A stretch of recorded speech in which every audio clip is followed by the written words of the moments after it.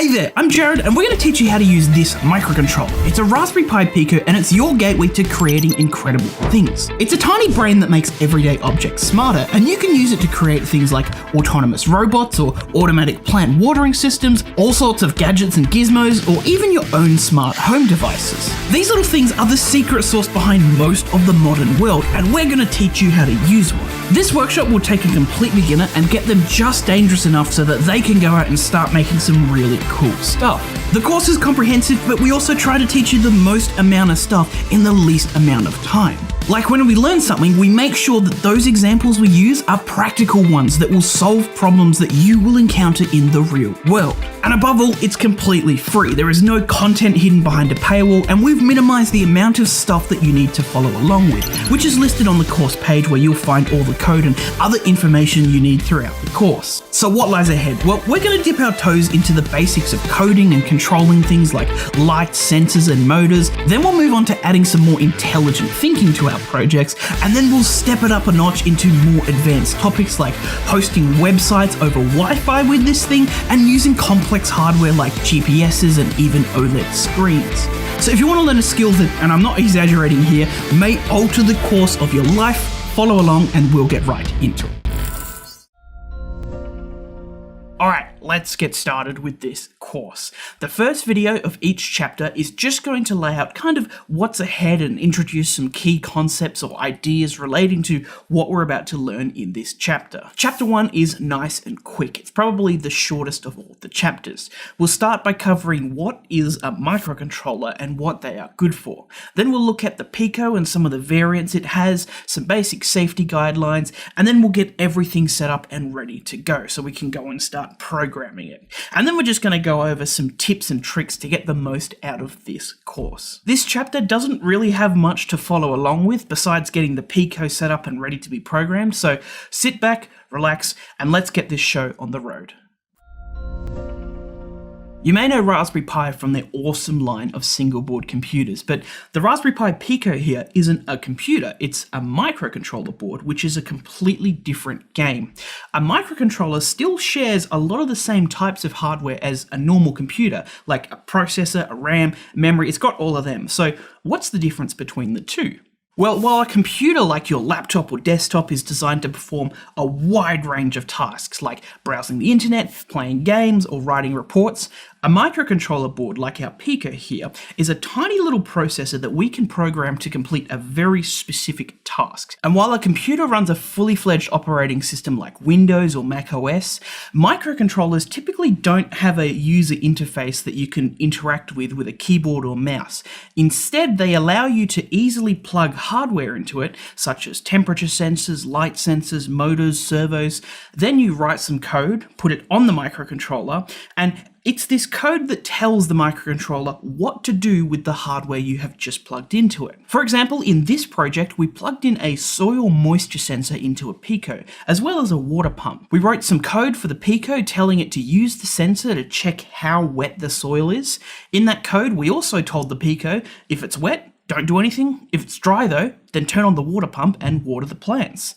And the Pico just keeps looping that same task over and over and over. Another example, this is an automatic garage door, and a Pico was plugged into it to allow the Pico to send signals to open and close the garage door. Some code was written to then use the Wi-Fi capabilities of the Pico to allow the garage door to be controlled wirelessly with a phone instead of that janky old remote. A really cool example is the Mara elephant project in Kenya. They place a little microcontroller like this Pico here with GPS trackers and motion sensors attached to it onto elephants, and then they code it to wirelessly report the locations of those elephants. This allows researchers to gather data on and study the elephants, and for local rangers to track down their locations to help protect them from poachers. Microcontrollers are also in everything. You'll find them in your washing machine, your computer mouse, microwaves, cameras, drones, electric toothbrushes. You'll find them in so many appliances, it's not funny.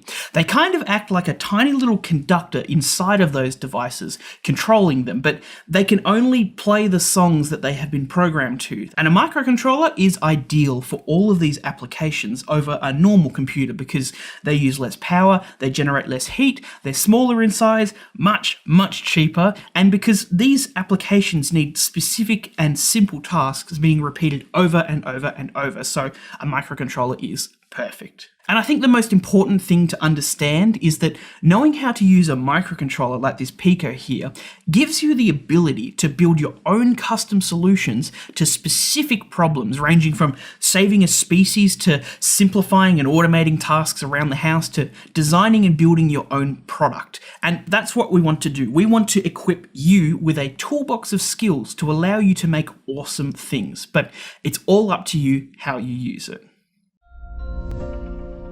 There are 4 variants of the Raspberry Pi Pico: the Pico H, the Pico W, and the Pico WH. And at first it may seem a little confusing, but the naming convention is actually really straightforward. Let's start with the regular Pico. It's just called the Pico. It's the one that was first released, and it's kind of like the base model of all the Picos. It's got everything you'll need on board, and it's the minimum that you'll need to get started with this course.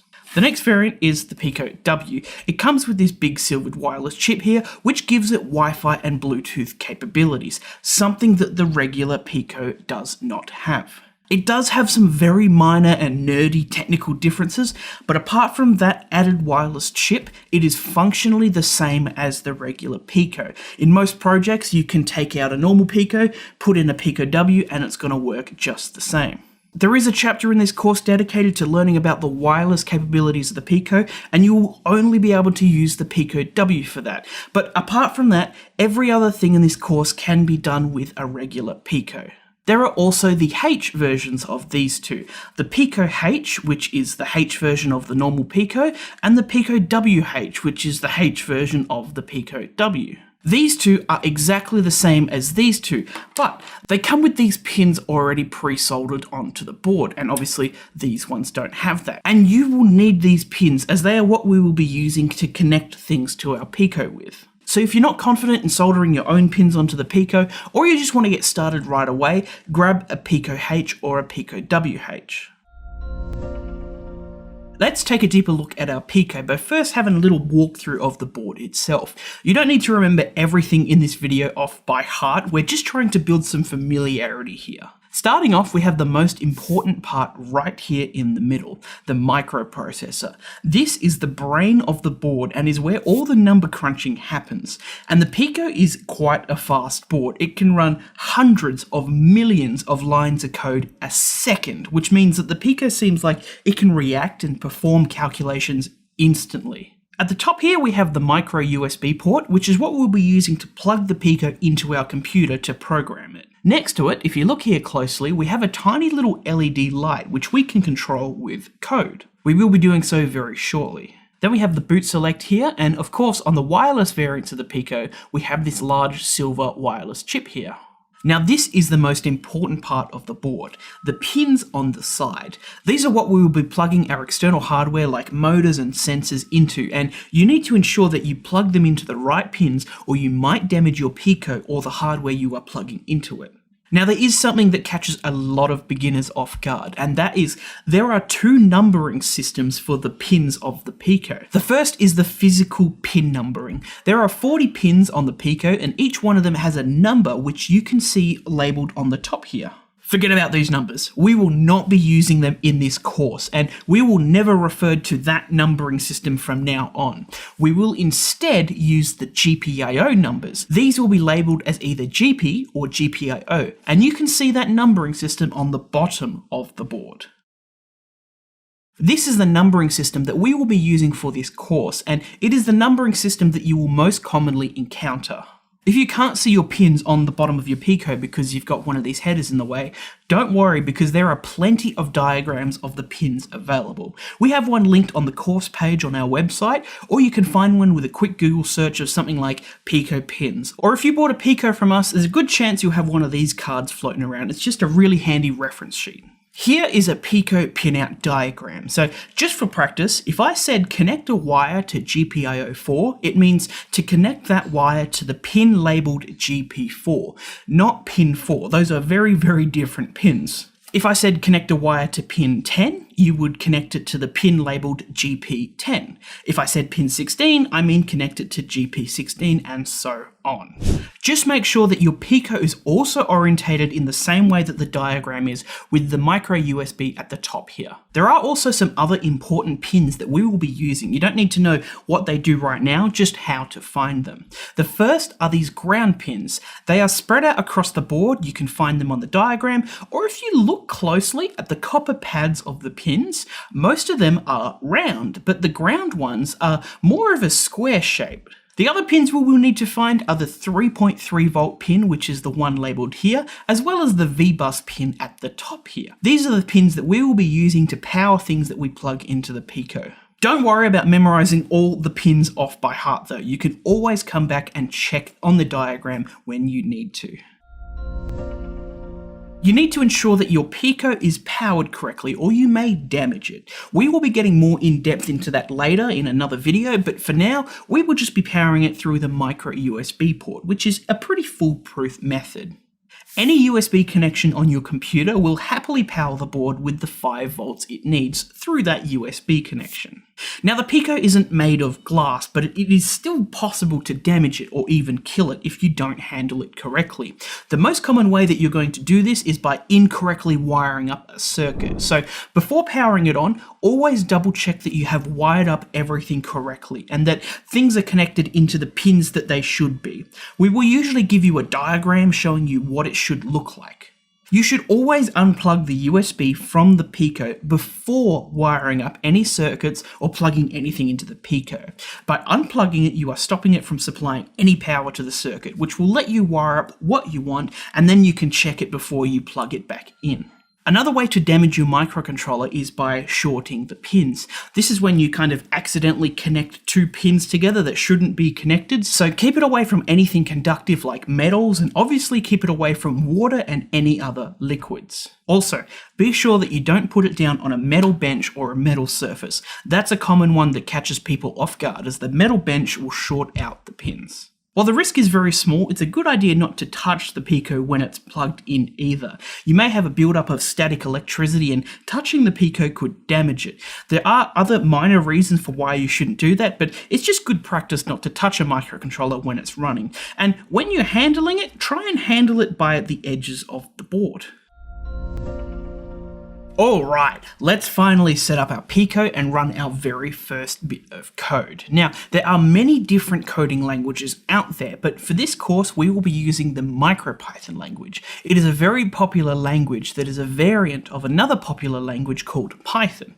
MicroPython is just a cut down and more lightweight version of it, designed to run on microcontrollers like our Pico here. We are going to be using a program called Thonny, which is what we will be using to program our Pico with. So if you don't already have that installed, we have a link in the description, or there's a link on the course site, or you can just head over to thonny.org. Once it's finished installing, we're going to open up Thonny, and you should be looking at something like this. Now we're going to install MicroPython on the Pico. So if you've already got MicroPython on your Pico set up, you can skip this phase. You can check if MicroPython is installed by plugging in your Pico, and then in Thonny in the bottom right, you should be able to see MicroPython Raspberry Pi Pico as a selectable option. That means it is installed. So to install MicroPython, we'll first start by holding down the boot select button, and then we'll plug our USB into the Pico. You can let go of it once it's plugged in. Then we're going to go back into Thonny, and we're going to hit run, and then select configure interpreter. Under this field here, we're going to make sure that we have MicroPython Raspberry Pi Pico selected,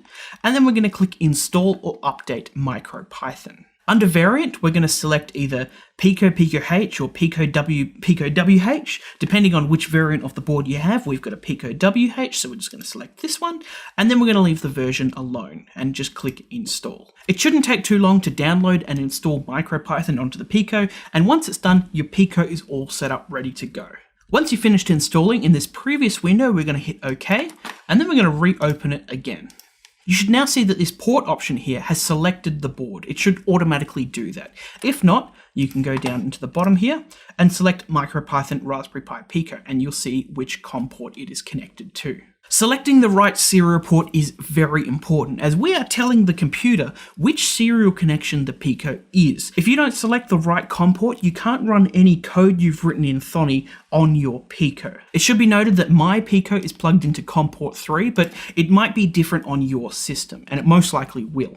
So if we take a look at Thonny, we have two sections here. We've got this top section here, which is the editor. This is where we will be writing most of our MicroPython code. We also have this bottom section here, which is called the shell. And this is very similar to the editor, but it works in a slightly different way. You can think of the top editor as kind of a piece of paper that you write out all your code onto, and then you send it to the Pico, and then it executes all that code. The shell is like talking to the Pico directly, line by line. We send it a command, it reads it, and it replies immediately. We like to call this REPL, or read, evaluate, print loop.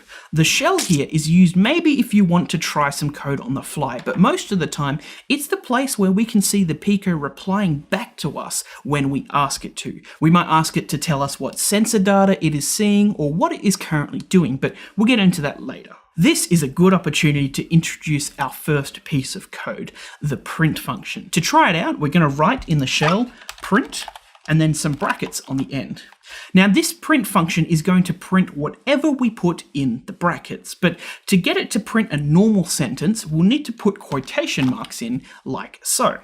In these quotation marks, you can type anything. So we're just going to put in hello world. And if you hit enter, the Pico should reply back with whatever you put in the quotation marks. Congratulations, you have just written your first piece of code. So what's happening here is that when we hit enter, the print command gets sent from Thonny to the Pico, and the Pico reads it, it knows what the print command does, and so it follows that order and prints back whatever was in the print command back to Thonny. We can also write that same code in the editor, and we can kind of keep it there, and when we want to send it to the Pico, we can hit this big green button at the top here. And as you can see, it replies back exactly the same. But the advantage of the editor here is that you could then put in another line with something else. This is the second line. Wow. And if you run it again, the Pico will return with both lines. And this is why we like using the editor, because it lets us write out a big long bit of code and then we can send it to the Pico. This specific formatting we have to use with the brackets and the quotation marks is called syntax, and it is kind of like grammar but for coding. While in day-to-day conversations you don't need to use perfect grammar for somebody to understand you, it is not the same when it comes to coding. You need to use correct grammar or syntax, otherwise the Pico won't understand what you're trying to tell it. Don't worry too much about that though. Syntax is easy to learn, and it's one of the many reasons we're using MicroPython, because it is simple, clean, and easy to understand. It's got very simple syntax compared to other languages. I'll end this video by showing you some sample code. Don't worry about understanding this or how it works. I'm just showing you some important syntax before we begin. First of all, each line of code here is like a command that we're going to send to the Pico. I've got kind of these spaces between some of these lines. These spaces, they don't really do anything. They don't slow down the Pico, it just ignores the spaces that you put in there. The reason we use these spaces is to make the code more readable to humans like us. If I go through and I delete these spaces, this is the exact same code as before, but it might be a bit more hard to read to us humans, so we like to put spacing in there, but it is personal preference. Another important thing is comments. If you look in the code here, we have some hashtags followed by some grayed out text, and these are comments. The Pico will also ignore anything that you put after the hashtag, and we can use this as an opportunity to comment on our code to make it more understandable for humans. If you look at this line, you probably have no clue what's going on, but thankfully somebody has commented what this line does. It sets up pin 16, which is connected to the LED. I'll quickly add another comment here just by putting in hashtag followed by putting in whatever text. So I say this line puts the Pico to sleep for 2 seconds. And it is a very good idea to comment your code, as it might help someone else or future you in figuring out how this code works. You might come back to it later and have no idea what is going on, and these comments will be very helpful.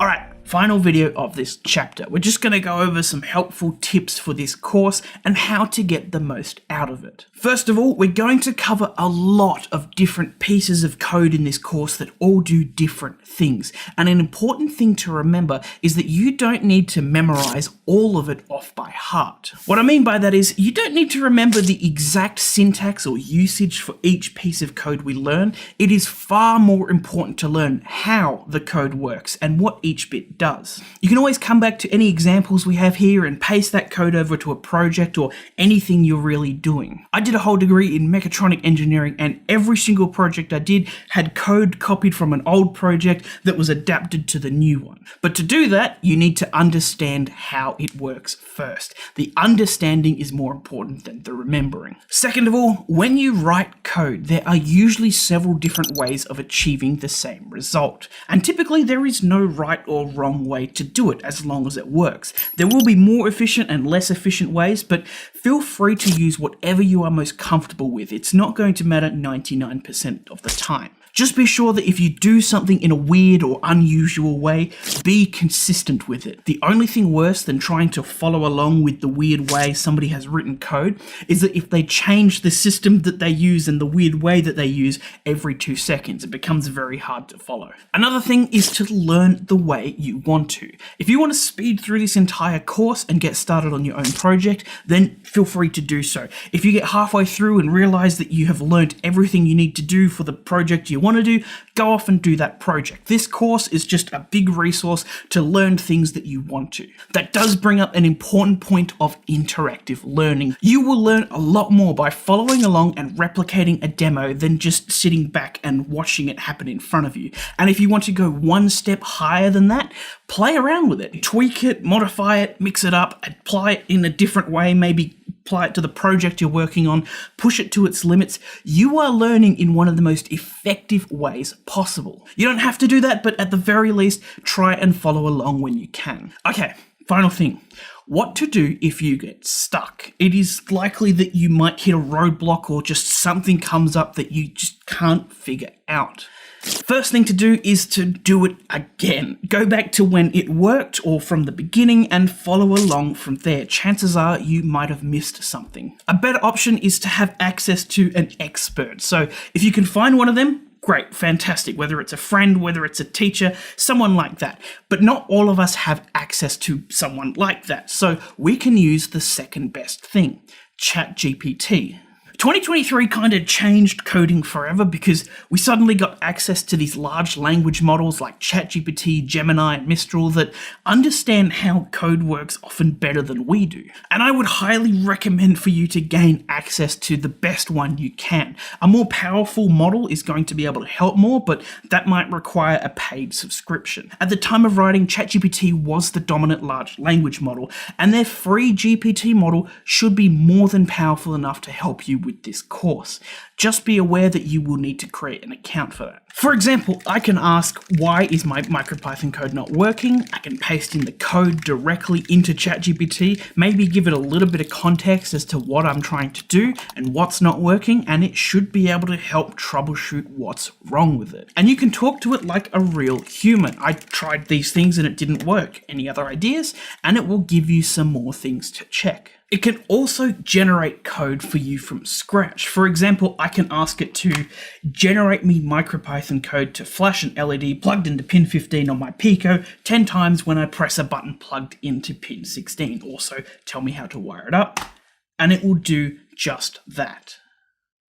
Don't rely on this too much though to write all the code for you. It's a great tool as a companion, and it's a good idea to just make sure you at least understand what it has written before you use it. Let's say you can't get access to an expert or ChatGPT, or maybe ChatGPT wasn't helpful. Feel free to chuck a post on our community forums. We have quite a lot of eyes on there, and you're pretty likely to get a hand. It's a very community-based space with a lot of people of all different skill levels cooperating on maker-related activities. One more final thing.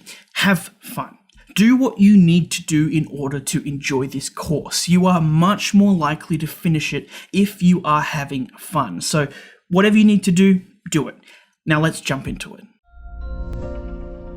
In this chapter, we're going to get the Pico to start observing and interacting with the world around us using basic inputs and outputs, or basic I/O. When we say basic I/O, we mean that we're going to be inputting and outputting digital and analog signals with the GPIO pins of the Pico. Starting off, digital signals can only be two possible states, either on or off. And when we use the pins of our Pico to output a digital signal, it's kind of like a regular light switch. You can either turn power on or off, no in between. An analog signal, on the other hand, is a signal that can be any value between on and off, or the maximum and minimum values. It's a bit different to a digital output in that it can take any of the values between them. When we use the pins of our Pico to output an analog signal, we use them kind of like a dimmable light switch. You can set any brightness between fully on and fully off. We're just introducing these concepts now, and once we dive into them with some examples, all of this will become much clearer. On top of writing code to use the Pico's pins for basic I/O, we're going to just weave in a little bit of circuit making, a little bit of theory on power, and some general knowledge on the Pico, so that by the end of this chapter, you should have the skills to plug in some basic hardware and get your Pico to start interacting with the world around it. Let's start with the easiest of all the basic I/O, outputting a digital state. The Pico has 26 GPIO pins, and all of these are capable of being used as a digital output. When we set up a pin as a digital output, we can control the voltage on that pin by turning it to either an on or off state. It's kind of like being able to turn a battery or a voltage source on or off with code. Now, the Pico runs on something we call 3.3 volt logic, which means that when you turn the digital pin on, it will output a voltage of 3.3 volts, and when you switch it off, it will supply 0 volts. There is also some other terminology used for these digital states. When we say that we set the pin high, it means that we're setting the pin on and supplying 3.3 volts, and if we say we're setting the pin low, we're setting the pin off. And you will commonly hear these terms being used interchangeably. It's all describing the same thing. The best way to learn is through examples, so let's just dive straight into one and explain how the code for all this works along the way. So we're first going to open Thonny and ensure that we have a new editor tab open. If not, you can just hit File New and open up a new one. Then we're going to paste in our demo code, which can be found on our course page, and if you're watching on YouTube, we'll have a link to that in the description below. So our Pico is always going to read the code from top to bottom in sequential order, meaning it will read it line by line. And you can think of each line as a step that the Pico is going to follow to complete a task that you want it to do. Anytime we reset or restart our Pico or unplug it and plug it back in, it will start reading the code from the very top all over again. So at the top of the code, we have these import statements here. And long story short, these import libraries and modules into our code, which let us use certain commands. Like a lot of things, we're just going to mention importing libraries now, and then we will cover it in depth in a later video because we just want to focus on the basics. Next, in this line here, we set up one of the Pico's pins as a digital output, and there is some syntax or grammar associated with this. So on the right side here is the actual command to set it up using the pin function. And in the brackets there is where we put all the settings for how we want to configure the pin. So in the first part in the brackets here, we are telling it what pin we're going to set up. For this example, we're not actually going to use one of the Pico's 26 GPIO pins. We're instead telling it to set up that pin that is connected to the onboard LED. We're doing it just for this example here, just for the first one, but we will do an example using a normal GPIO pin next. Separated by the comma, we have the next setup option, which is whether we want to use this as an input or an output, and we obviously want to set it to an output, so we will do so with pin.out. And we need to store our setup pin in something called a variable, and for this example we're calling ours LED, but you can pretty much call it anything you want. And we will be talking about variables in depth in a later video as well. Now at this point, the code will have told the Pico how to set up the pins, and moving down we come to this while true loop here. And this is a really cool piece of code, as it will keep infinitely repeating the code that we place inside of it for the rest of time or until we turn off the Pico. We will be exploring how this works in the next chapter, but for now, just think of it as an infinite loop that we can put commands into. Inside of our loop, we finally get to the meat of our code, actually controlling the digital output. And what we're going to do here is we're going to try and set the pin on for 2 seconds and then set the pin off for 2 seconds. And then because it's inside that infinite loop, it will keep repeating that pattern forever.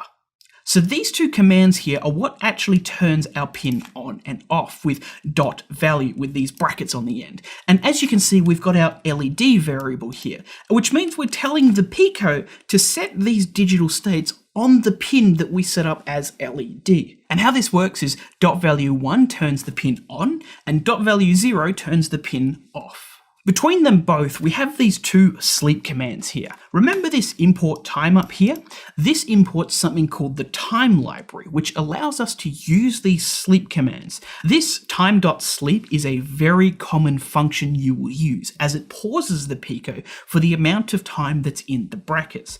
In our case, we're telling it to pause for 2 seconds. Now here are some important syntax when it comes to MicroPython. See how there is some indentation here?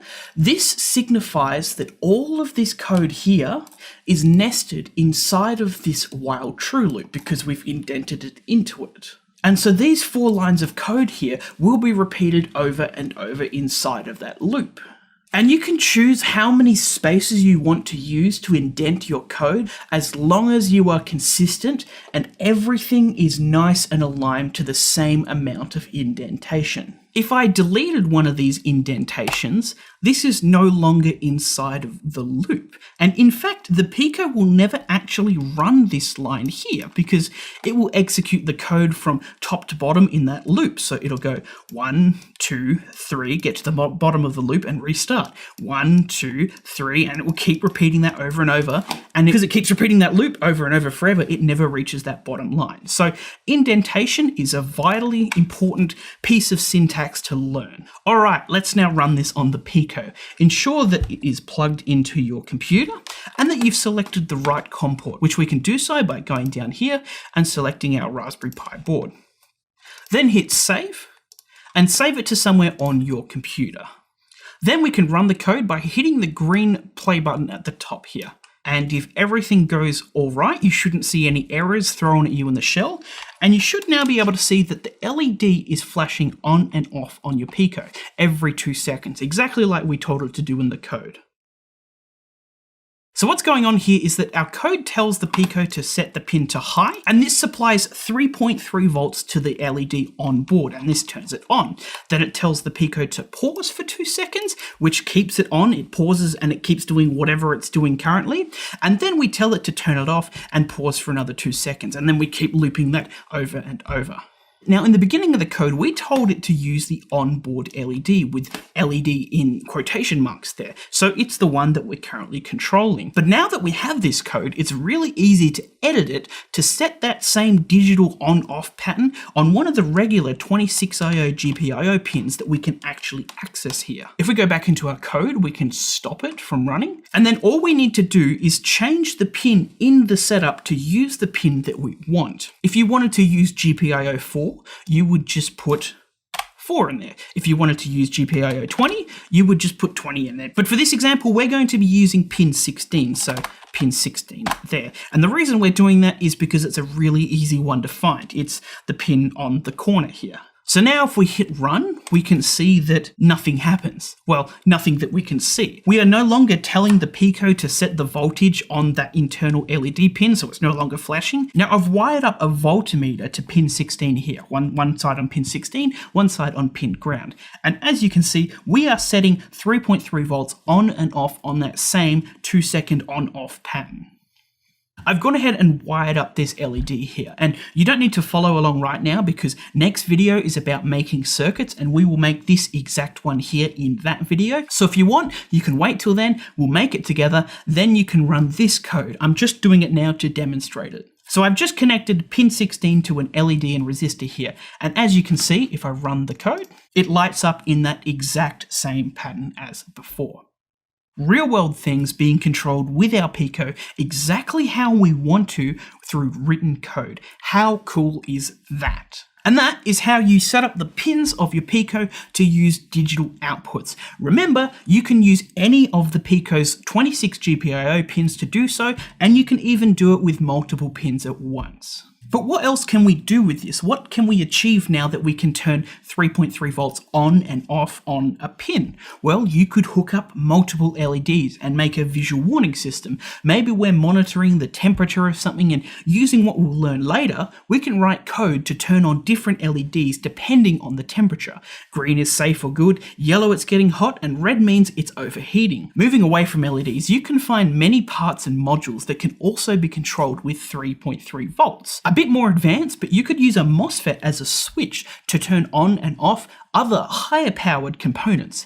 Here we're using one to control a car headlight, a solenoid, an electromagnet, and even a Peltier module. Now there is a bit of setup and more knowledge required in getting those things working, but the important thing here is they are all controlled with a simple digital output on a pin of our Pico. There is a lot of information in these videos, so at the end we're going to try and boil it down to 3 key takeaways, the most important things for you to remember. So, number 1, the Pico reads code from top to bottom, and the while loop has this very important indentation syntax. 2, you can use any of the 26 GPIO pins of the Pico as a digital output, but first you must set it up and assign it to a variable in MicroPython. And 3, you can use the .value function to control the state of the pin. 1 in the brackets is on and 0 is off. We are going to go over wiring up circuits on breadboards and use this as an opportunity to wire up the circuits that we'll be using for the rest of the chapter. If you are already a pro in breadboarding and circuitry, feel free to move on to the next video. Breadboards are the bread and butter of prototyping, as they allow you to wire up a circuit quickly and temporarily without any soldering at all. Here I have 2 common sizes of breadboards. We will be using the larger one because it's a bit easier to fit all of our components onto it, but all breadboards typically work the same, regardless of size or brand. So we have all of these holes or contact points here, which is what we will be placing our components and jumper wires into. And these are actually connected together in a series of rows and columns. All the points on these 2 outer sections are connected in long rails here, often called the power rails. And all of these inner holes here are connected in rows of 5. So in row 1 here, pins A, B, C, D, and E are all connected together, and so on for every single row. Here I have a voltmeter wired up so that if I make an electrical connection with these 2 jumper wires, we read 3.3 volts. So if I plugged 1 into this row here, you can see that 4 of the other points in this row are also electrically connected together, but not the ones next to it or the ones across the board on the other side. If I plugged 1 into these outer rows here, we can see that every single pin in this negative rail is connected together. And same deal for the positive one. And something that catches a lot of beginners off guard is these 2 outer rows are not connected together. So if I've got 1 plugged into here, none of these rows will make an electrical connection. Now, something to keep in mind is that there is a limit to the amount of current that you can run through these connections on the breadboard. About 1 amp is a safe limit, and we will be talking about this in a later video. But for everything that we're doing in this chapter, we aren't going to encounter any issues with that just quite yet. Now we're going to wire up some circuits, starting with the circuit from last video, just that LED and resistor combo. Remember, as always, we should ensure that our Pico is unplugged and unpowered before we start wiring up anything to it. A good first move is to place the Pico into the breadboard like so, just on the center edge here with the USB sticking out on this side. It just makes it easy to plug that USB cable into. We're going to start by connecting the power rails of the breadboard to the power output pins of our Pico. We'll start by connecting any of the ground pins to the breadboard's negative rail. I'll just be using the top one here because it's easy to find. And then we'll connect the 3v3 out pin of the Pico to the positive power rail on the breadboard. Now this 3.3 volt output pin we have just connected will always supply this voltage when the Pico is plugged in. It's not like a GPIO pin where we have to tell it to do so with code. It always supplies that voltage. And this is really helpful as it kind of acts as a battery or a power source which we can use to power the things that we're about to plug into our Pico. Now we're just going to plug in our LED and resistor according to the diagram. This resistor is called a current limiting resistor, and without it, you will kill the LED. It can't just be any random resistance value, but picking that exact value is a bit too advanced for this video right now. So if you have a packet of LEDs that came with resistors, use the resistors from that pack. If not, for these normal LEDs, a resistor between 220 and 500 ohms will work very nicely. We will then connect one side of the LED and resistor to ground with a jumper wire, just like so. Now the LED does have a polarity, meaning that it will only work one way. If you look closely, one of the legs will be shorter than the other. We call this one the cathode, and it should be the side that is connected to ground. Don't worry too much about getting it the right way around. You're not going to kill the LED by putting it in the wrong way. You can just flip it around if it doesn't work. And we will finish this off by connecting the other side of the LED and resistor to pin 16 of our Pico. If you wanted to, you could now run the code from last video as we talked about. Just ensure that you have changed the code to use pin 16 instead of the onboard LED. And as always, double check that your circuit is correct before you plug in or power on the Pico. Right now, I've got that code running here, and this is a good opportunity to introduce the concept of a closed circuit. Now, a closed circuit just means that you create a nice loop for electricity to flow in, but it's vitally important as without it, nothing here is going to work. We are also finally going to introduce voltage and current, which are often a bit tricky to understand at first, but a very common analogy to use is water. Now imagine this circuit is a sort of water system instead of an electrical system. Our Pico starts from ground or 0 volts and outputs 3.3 volts on pin 16. And you can think of voltage as kind of like water pressure. More voltage is more pressure. So it goes from no pressure at ground to 3.3 volts of electrical pressure at pin 16. And you can also think of the Pico as having a tap on that pin, which we can turn on and off with code to control the pressure on pin 16. And as it passes through them, it loses its water pressure or voltage as it goes back to 0 volts or no pressure at ground. And the flow of water in this analogy is current. The more current, the faster the flow of electricity through the circuit. Now, when we unplug this wire here, we create something called an open circuit, and the LED isn't turning on anymore because electricity doesn't have anywhere to flow. We no longer have a nice closed circuit. Think of this wire here as a pipe that we have blocked off on the end. Water's got nowhere to flow. You can have a lot of pressure coming from the Pico, a lot of voltage, but if there's nowhere for the water to go, there's going to be no water flow through the circuit. There's going to be no current flowing through the circuit, and so nothing works. There's no power delivered to anything. But when we plug it back into ground, we make a nice closed circuit again, and electricity can flow in a loop. And this is a very important concept when making circuits with components like these, as a loose connection or a wire in the wrong place can stop that flow of electricity and nothing is going to work. Now we're going to use the rest of this video as an opportunity to wire up 2 more things on our breadboard, which we will be using in the coming videos. We will continue by placing the button in the middle of the breadboard like so, and connecting one side of it, I'm just going to select this pin here, to the power rail of our breadboard. And then we'll connect the other side of it, I'm just going to select this one here, to GPIO 15 of the Pico. Now we're going to connect a rotary potentiometer to our board, which has 3 pins on the bottom.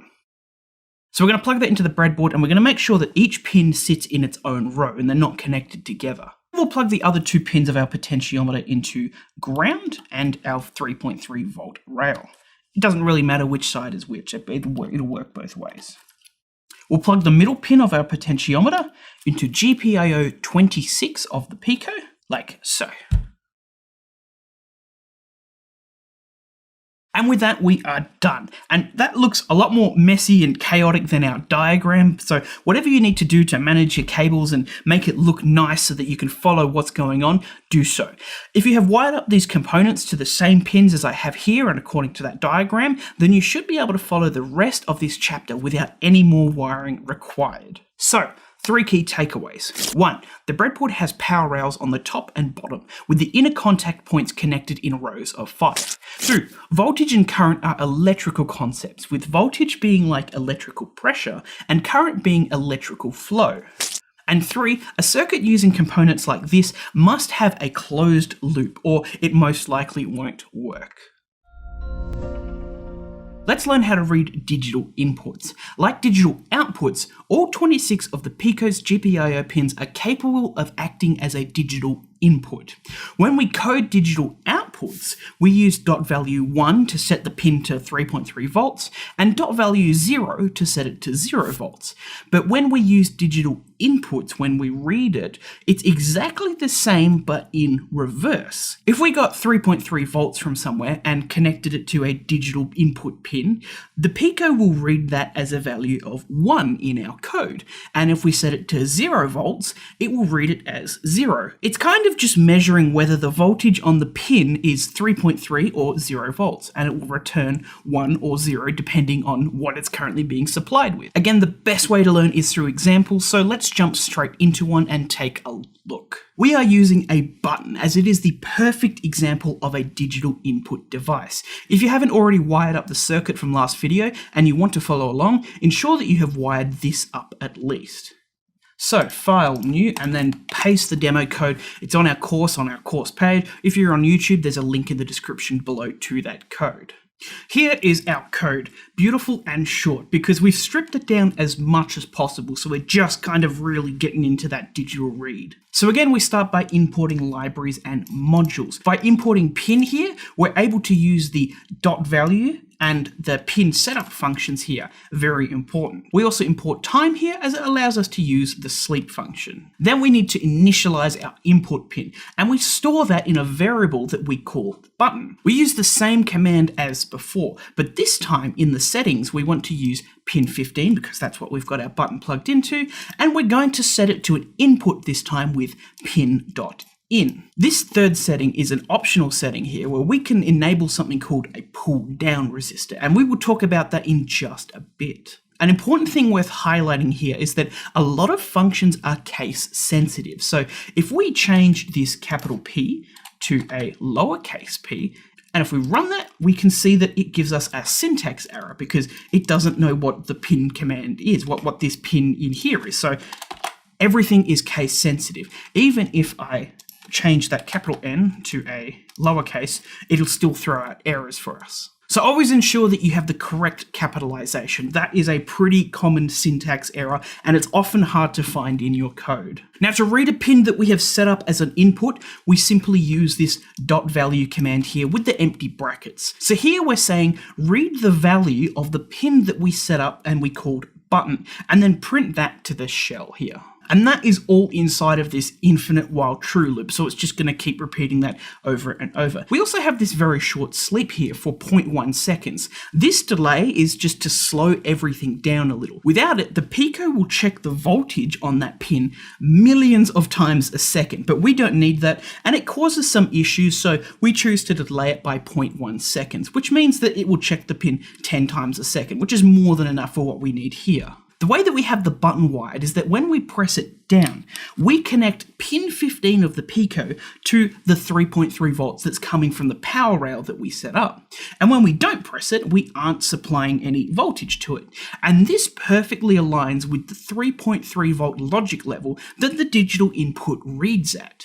So make sure your Pico is plugged in, run the code, and if everything is connected up correctly, you should see that the Pico is printing the current state of the button, with 0 being not pressed and 1 being pressed and supplying 3.3 volts. If you want a nice graph view of this, you can hit View and then click Plotter here. And if all is right, you should be able to press the button, which will connect pin 15 to 3.3 volts, which will return a value of 1. Now, a question that sometimes pops up here is, what happens if instead of 3.3 volts exactly, I supply 2 volts or 1 volt to the pin? What will it read? I've set up some demo code here to show us exactly that, as it's a good learning experience. Don't worry about replicating this though, it's just for demonstration purposes. So here I'm using a potentiometer, which is a kind of variable resistor, to manually create a voltage between 0 and 3.3 volts. This blue line here you see in the graph is a direct reading of that voltage, and we're going to learn how to do this reading in a future video. But the orange line, on the other hand, is what the Pico is going to digital read that voltage as. And as you can see, that's either going to be 0 or 1. So you can see that it doesn't need to be exactly 3.3 or 0 volts. You have a little bit of wiggle room on both ends of that. I should clarify though, this is only for digital inputs. When using digital outputs like we did last video, the pin won't have this wiggle room. It will be extremely close to outputting 3.3 or 0 volts. That's for digital outputs. I've got a similar setup here again. Don't worry about replicating this again, it's just another demonstration. The blue line is the actual voltage and the orange is the digital input state. And as you can see, when we push the button, it behaves exactly as we expect. It goes up to 3.3 volts and it starts reading 1 back to the Pico. But let's see what happens when I disable the pull down resistor, which we can do so by just deleting that like so. If I stop it and then rerun it, we'll be running this new code here. And off the bat, you can see that something is wrong. I'm not pressing the button, by the way. I'm not touching it in any way here. Now I am. And as you can see, it behaves fine. But when I let go, it's a bit haywire. It's kind of floating around. That voltage is just floating by itself. And the reason for this is that when we press the button, we supply a known 3.3 volts to the Pico's pins and it behaves fine. But when we let go, we aren't technically supplying any known voltage to it, so it kind of just floats around like it does here. And that is why we need a pull down resistor, as it very weakly pulls that voltage down to 0. So when we aren't supplying 3.3 volts to it, it doesn't float around. We ground it to something, a known voltage. Now, a lot of the time you need to manually wire up a pull-down resistor from the button to ground, but the Pico has tiny little ones inside of it that you can enable with code just by putting that on the end of your pin setup whenever you set up a pin as an input.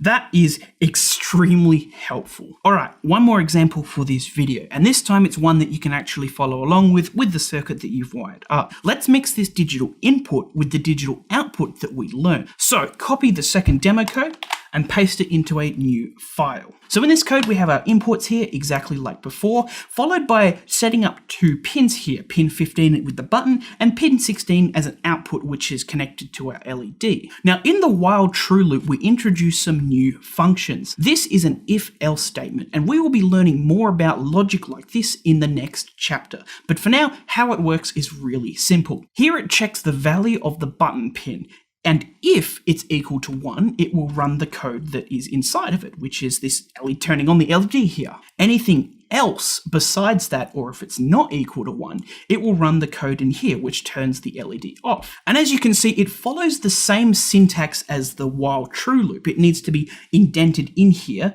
by 4 spaces or 1 tab. And if we run that code, you should be able to see that when you press that button, the LED lights up. And the code that we have here beautifully represents the most basic application of a microcontroller. It reads in some sort of data, the state of our button in this case, then does some decision making or calculations with our if statements, and finally outputs some sort of signal to control something, our LED in this case. So that is how you read a digital input with the Pico, but what else can you do with this? Well, this button could be a big red emergency kill switch on a robot or any project really. If the button is pressed, shut down everything for safety reasons. You could string a whole heap of these buttons together and make a keyboard. There is an entire community of people that make very fancy custom keyboards, and they use microcontrollers like the Pico to do so. If you don't want to deal with buttons, there are plenty of sensors out there that you can use. For example, this sound sensor here will return 0 volts if it's pretty quiet, and 3.3 volts if it's loud, so you could make a set of lights that you can turn off and on with a clap. This is a light sensor that returns 0 or 3.3 volts. You could point it down to the ground and use it to make a robot which follows a line, which is a very common beginner project. A really cool one is one of these ultrasonic distance sensors. It technically uses a digital output and input, but what it does is that it sends out a burst of sound that we can't hear, and then when it bounces back, it returns 3.3 volts, you guessed it correctly.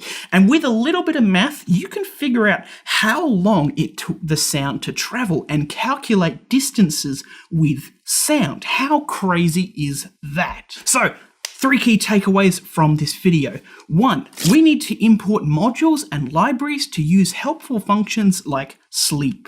2. Any of the 26 GPIO pins can read a digital input with 0 volts returning 0 and 3.3 volts returning a 1. And 3. When using components like buttons, you need to use a pull-down resistor to keep the voltage from floating around the place.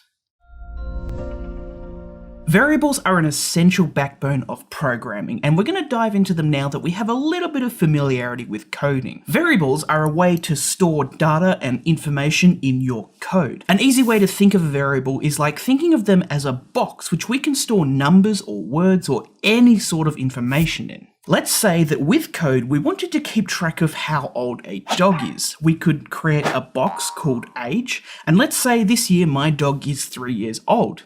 We would start by storing the number 3 in it. Then every birthday we would go, okay, whatever is in the box, add 1 to it. And every year we would keep adding 1 to it without having to keep a track of what number is inside the box. We don't need to know what's inside, we just add 1 to whatever is in there. Then at any time we could check how old my dog is by just checking the number in the box. We don't need to do any calculations or remember how long we've been counting for or anything like that because we've kept track of that with a variable. Now that example might seem a bit easy, but when you have to keep track of dozens of variables and numbers and states and countdowns on a microcontroller that can perform millions of calculations a second, variables become an incredibly important and simple way to keep track and use data in your code. And there are also many different ways to use variables. That was just one example. We've already been using variables. When we set up pin 15 as an input, we store that pin instance in a box called button.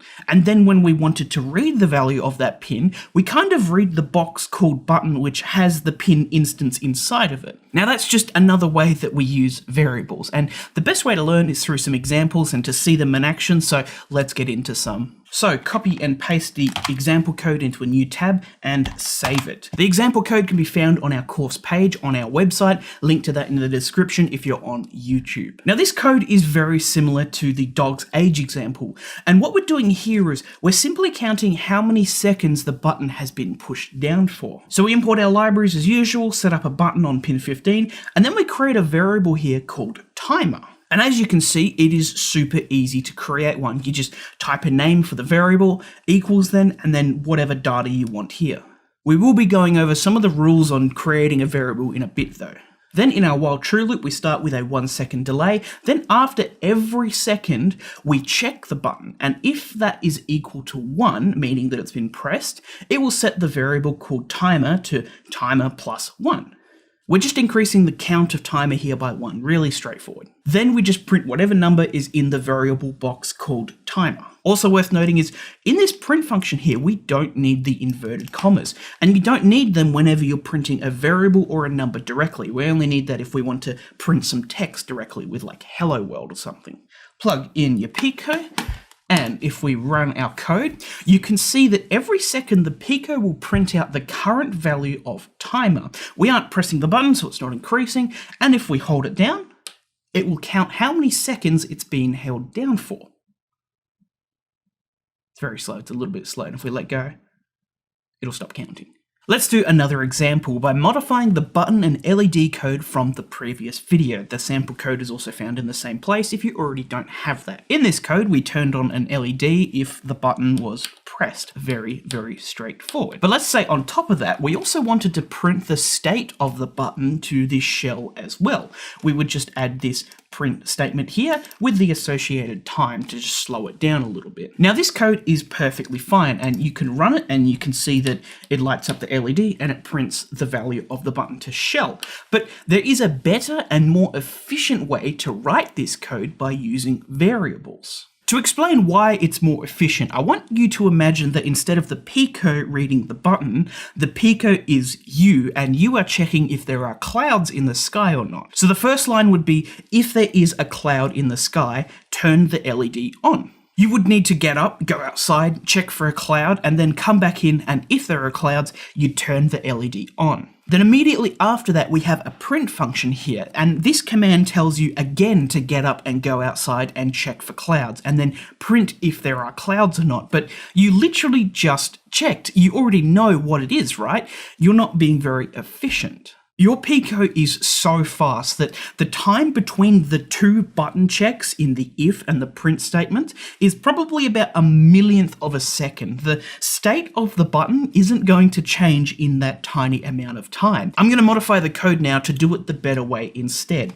And I'm going to start by creating a variable called button state. I'm just calling it B state for short.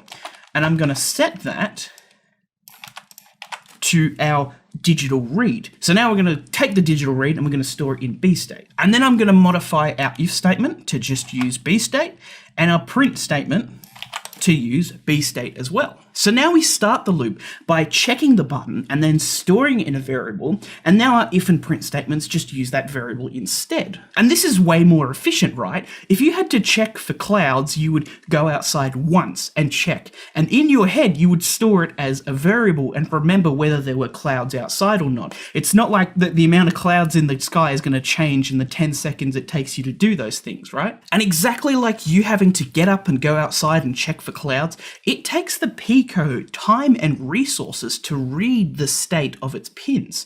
In this case, it doesn't really matter whether we use variables or not like this. The code will work the same. But when you start to get more complicated and lengthy code, telling the Pico to check every time the state of the button can slow it down quite a bit.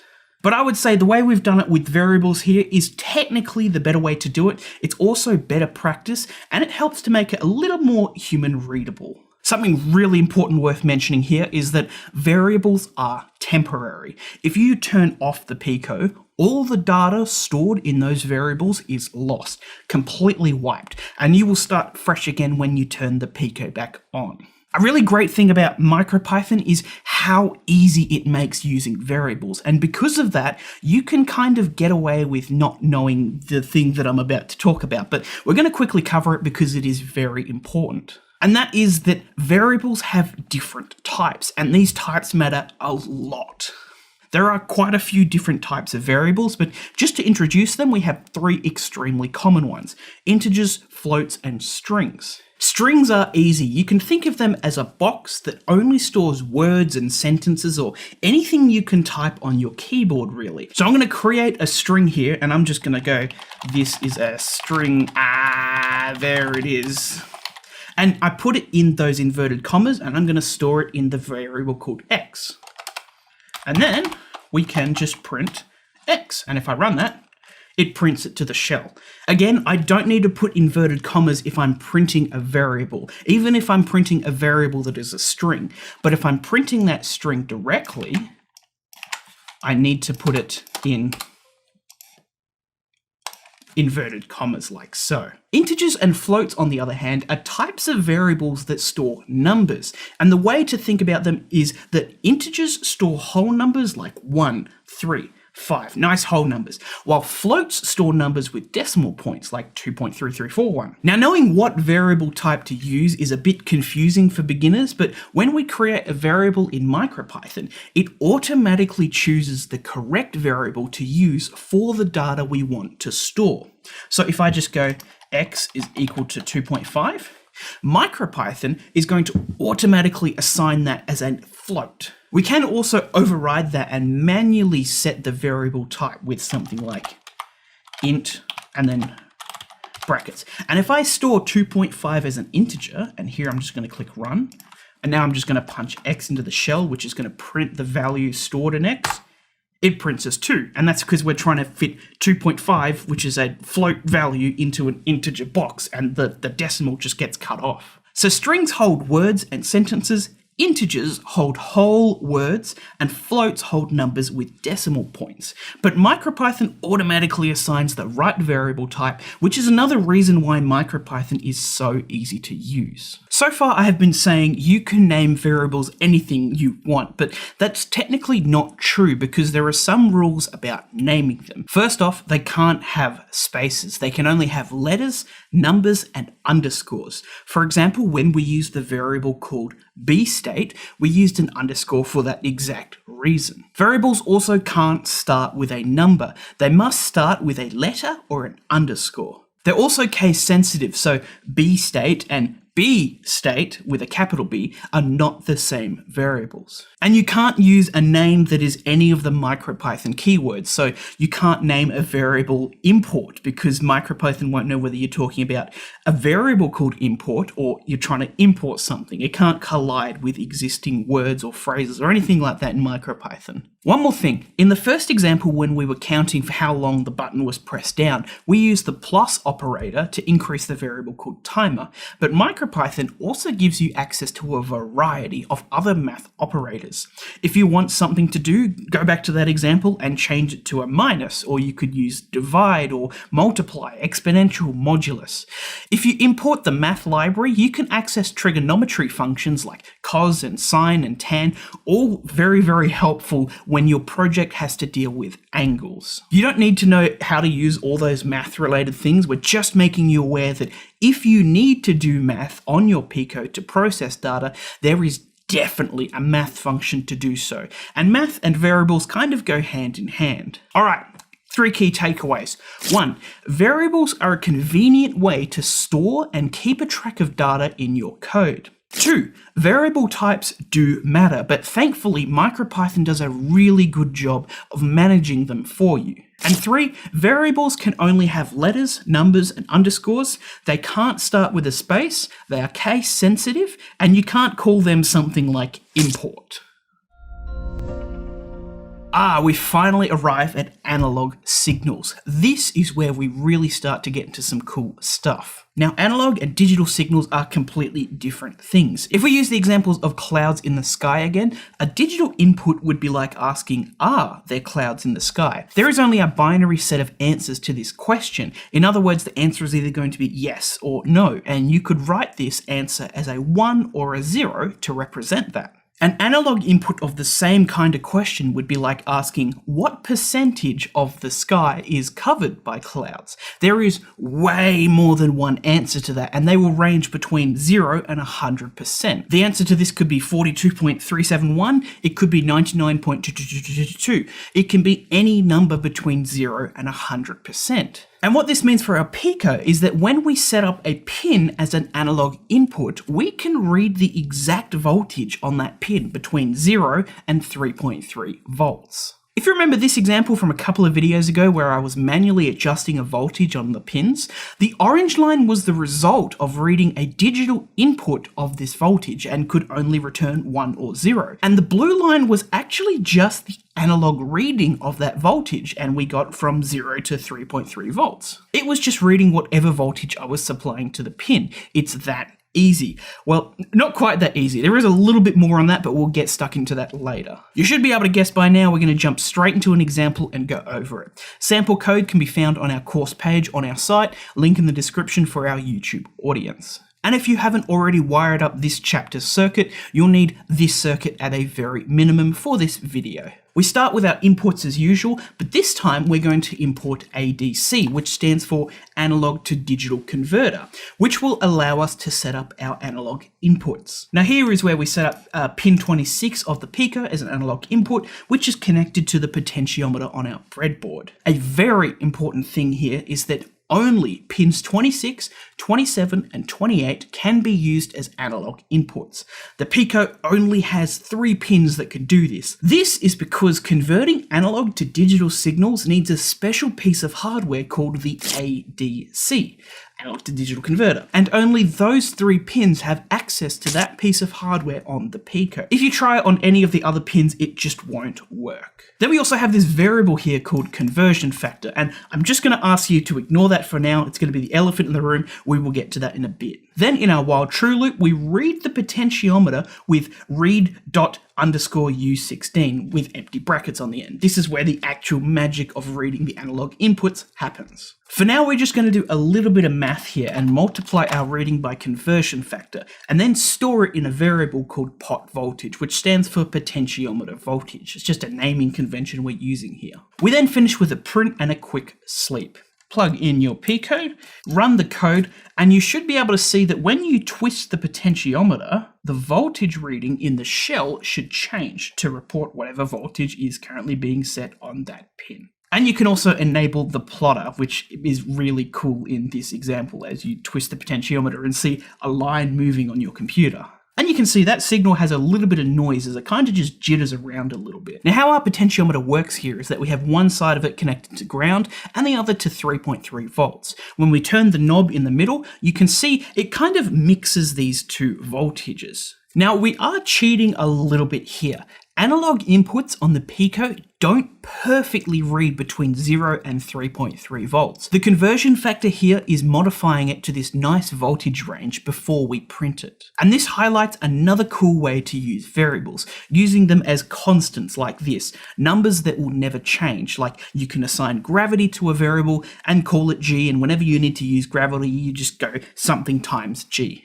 Let's now remove that multiplying by the conversion factor to see what the raw data input is. You can see that it's kind of behaving the same, but instead of printing between 0 and 3.3, it's just reading in the range between 0 and 65,535. And this is because of how the ADC and MicroPython works. The Pico is a digital device, and the world around us is very analog. Voltage, for example, is an analog thing. So in order for digital devices like the Pico here to read analog signals like the voltage on one of its pins, it needs to use an ADC, analog to digital converter. And it does exactly what the name implies. It takes an analog voltage on one of the Pico's pins and turns it into something that can be used by the digital Pico. But the way it does this is that it turns that voltage into a nice whole number, a nice integer number. It's a bit weird, and it's just kind of how digital devices work. But a reading here on our Pico of 0 volts will return a number of 0, and a reading of 3.3 will return 65,535. Halfway between 0 and 3.3 volts will return halfway between 0 and 65,535. A quarter of the way will give a quarter of the way. It maps perfectly between those two ranges. Doing a little bit of math, you can find that if you multiply by the number that we store in the conversion factor variable here, it will turn it back to ranging between 0 and 3.3. You don't always need to do this, but our goal here is to read the voltage on the pin, and it makes it more human readable in this case. So we will choose to do so, but you should do whatever your project calls for or you find most comfortable. Okay, so we can read a voltage on a pin of our Pico as long as it ranges between 0 and 3.3 volts. What else can we do with this? Well, we can read sensors. The world around us is very analog, which means that a lot of the sensors you encounter will provide you with an analog signal. And they are usually a lot more interesting and give you a lot more information than their digital counterparts. For example, this is a microphone sensor board and it has two outputs. The digital output returns 0 if it's quiet or 1 if it's loud, but the analog output returns a voltage that corresponds to how loud the room is. So you can get more data than is it quiet or is it loud, you can figure out how loud the room is. This little thing is a temperature sensor and it has an analog output as well. At -50 degrees it outputs 0 volts, and at 125 degrees it outputs 1.7 volts. So you can plug that into your Pico, do some analog reading, and then you can do a little bit of math to convert the voltage you read to the actual temperature. This is a soil moisture sensor and it outputs a voltage depending on how much water it kind of detects in the soil. You could place it into dry soil and see what voltage it reads, and then place it into some freshly watered soil and then see the voltage read higher.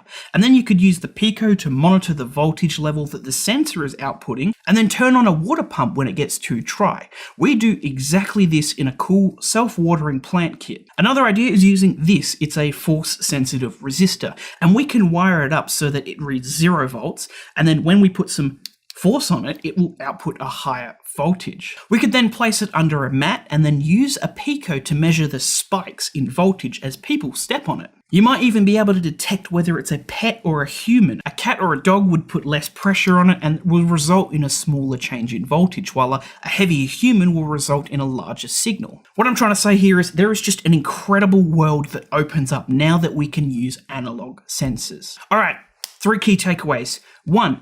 Only pins 26, 27, and 28 of the Pico can be used as analog inputs. 2. To read an analog signal, you will need to import ADC, then set up the pins using ADC, and read it with .read_U16. And 3. The analog reading will input a number from 0 to 65,535, which represents a voltage of the pin from 0 to 3.3 volts.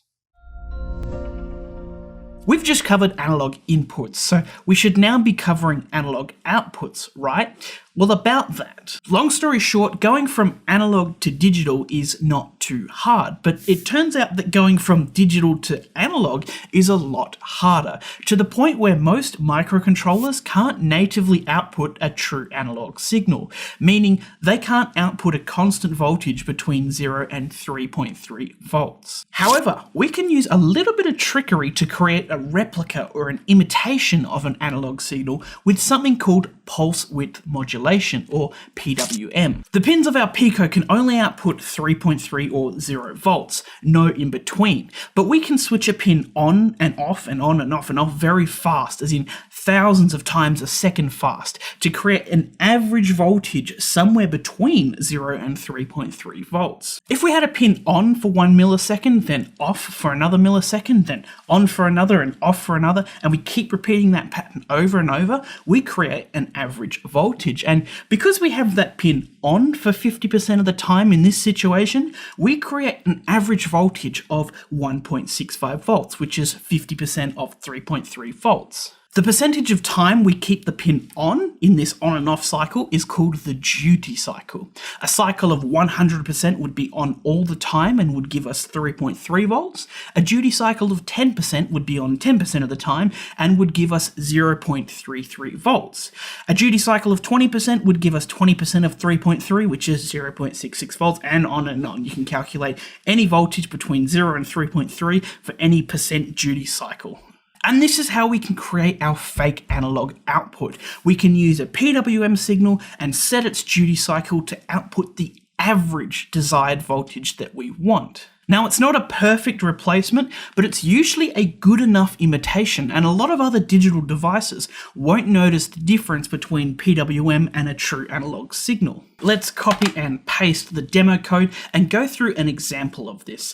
The code can be found on our course page on our website, link in the description for our YouTube audience. So this is just the bare bones code to get our Pico to set a PWM signal on pin 16, which we have an LED and resistor connected to. To use PWM, we'll need to import it from machine and then initialize the pin that we wish to set up as our output. And this syntax is very similar to setting up a pin to use ADC. One thing different though is that any of the Pico's 26 GPIO pins can output a PWM signal, which is actually quite a lot for a microcontroller. Now in this line, we're setting the frequency of our PWM signal. This is not duty cycle. It is how many times a second the pin is turned on and off, not what percentage of the time the pin is on. Setting the frequency like this is entirely optional, and you can remove this line and it will still happily work. It will just default to whatever the default PWM frequency is. There are just some cases where you will need to manually set this frequency, so we've included it.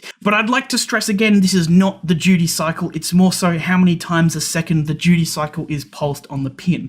Play around with it if you want, it can go all the way down to 8, but usually you should leave it at about 1000. Then here we set the duty cycle on the pin pin with duty_U16. But we have the same issue as analog inputs. We can't just directly put in the PWM duty cycle that we want. We can't just put in 0 to 100. It has to be a number between 0 and 65,535, which linearly represents 0 to 100% duty cycle. That's why I've got this variable called max here. It's the maximum value that corresponds to 100% duty cycle, or 3.3 volts. And the way I have it set up makes it easy to set a duty cycle. In this example, I'm setting up a 50% duty cycle with 0.5. If I run this code, the LED should light up, but a little bit below full brightness. And using a multimeter, we can see that it reads about 1.65 volts. If I change the code and set the PWM to 20% duty cycle, you can see that I measure 0.66 volts on my multimeter. Let's finish this video by taking a look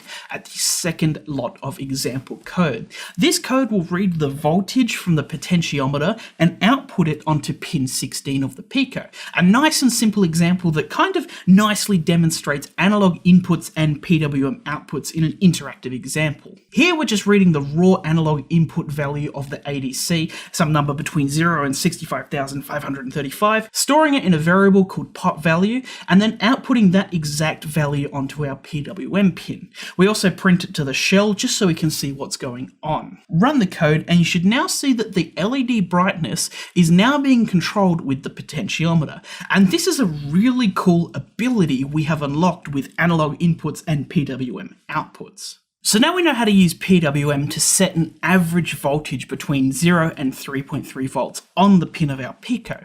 But what can we do with this? Well, we can do most of the things that we can do with digital outputs, but now with a little more control and finesse. As we've seen, we can now control the brightness of an LED, which gives you way more abilities than just turning it off and on. RGB LEDs are really fun to use. They can take 3 PWM outputs to control the brightness of the red, green, and blue LEDs inside of them to make any LED color you want. MOSFETs and transistors work with PWM as well. Here we are using the PWM of the Pico to control the brightness of a car headlight. But I think one of the most powerful things that PWM enables is the ability to now control motors. Obvious examples are in things like RC cars and planes and drones, which need accurate control of the speed of their motors through PWM. Fans have motors in them. You can now use an analog temperature sensor and write code to increase the speed of the fan as the temperature rises. There are also a variety of motor-based actuators to use. Linear actuators to push and pull things around, stepper motors for accurate rotation, and servos, which are amazing little devices which let you control things with very precise angles. All of these being controlled with a PWM signal from the Pico.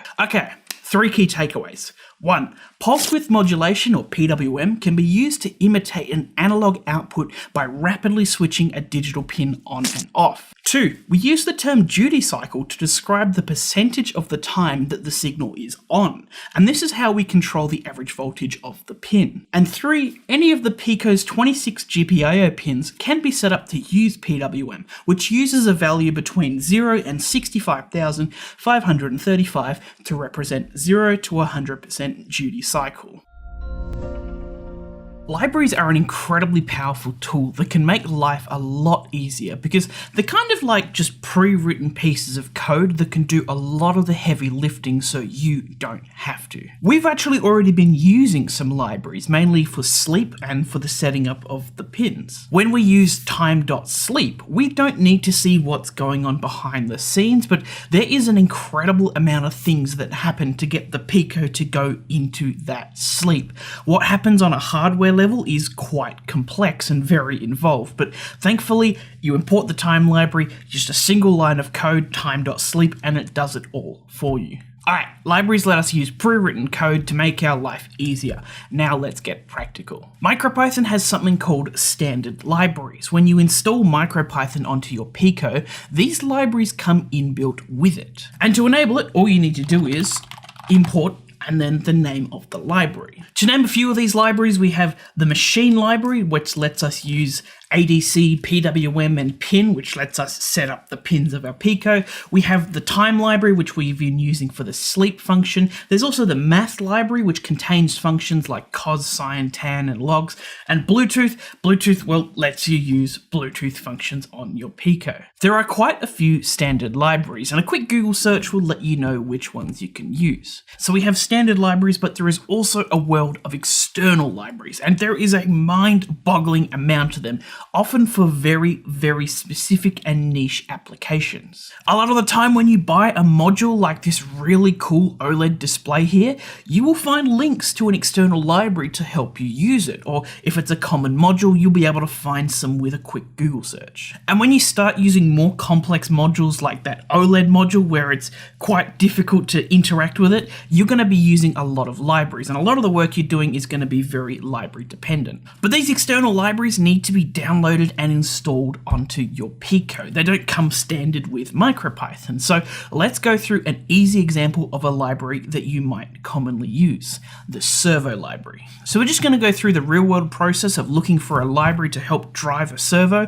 and adapting it into the code and figuring out how to use it. So servos are a little device which let you control the exact angle of this arm with PWM, but they are a little complex as they aren't controlled directly with duty cycle, more so how long between each pulse. And it's not too difficult, but there is a little bit of calculation required to figure out what PWM at what frequency to send to the servo. So it's usually just a lot easier to just use a library for that. So to do so, we're going to need to start by downloading and installing the library onto our Pico, which is a piece of cake in Thonny. Ensure that your Pico is plugged in and that you have the correct COM port selected. Then go to Tools and hit Manage Packages. From this window that popped up, we can search and install libraries from the Python Package Indexed, or Pi. And this is the largest repository or collection of Python and MicroPython libraries out there. So we're going to be looking for the MicroPython Servo library. So we're just going to punch in Servo, that might get us it. If not, we might need to punch in MicroPython Servo. Nope, we're going to need to type in MicroPython Servo. And there it is. Click on it and then just hit install, and that is going to install the library for you. Something worth mentioning that, like MicroPython, this is only installed onto this Pico. So if you use another Pico, you'll need to reinstall all the libraries onto it again. From here, we can see that it's actually installed onto our Pico. And if we go back and then we go into Files and then into our Libraries folder, we can see that we now have it in our Libraries folder on our Pico. Okay, cool, we got it installed, but how do we know what functions this library has? How do we know how to use it?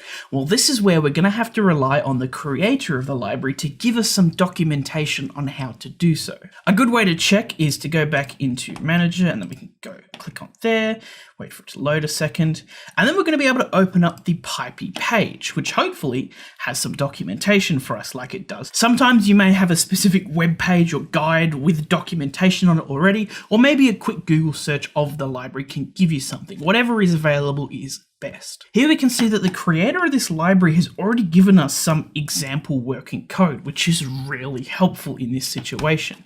As well as we've got something called an API, which is kind of the how to actually use this. And this can be a little bit technical and complex sometimes to read, especially as a beginner. So if you can find working example code to copy and paste and adapt, that's usually a bit easier. Some libraries might have really terrible documentation and you might struggle to figure out how to use that library. Some might have really great documentation and it's a walk in a park. And I would usually select a library that has good documentation just to help us make, just for it to all be a lot easier and nicer to use. So this looks really straightforward. I'm just going to copy and paste it into Thonny just as a starting point to see what happens.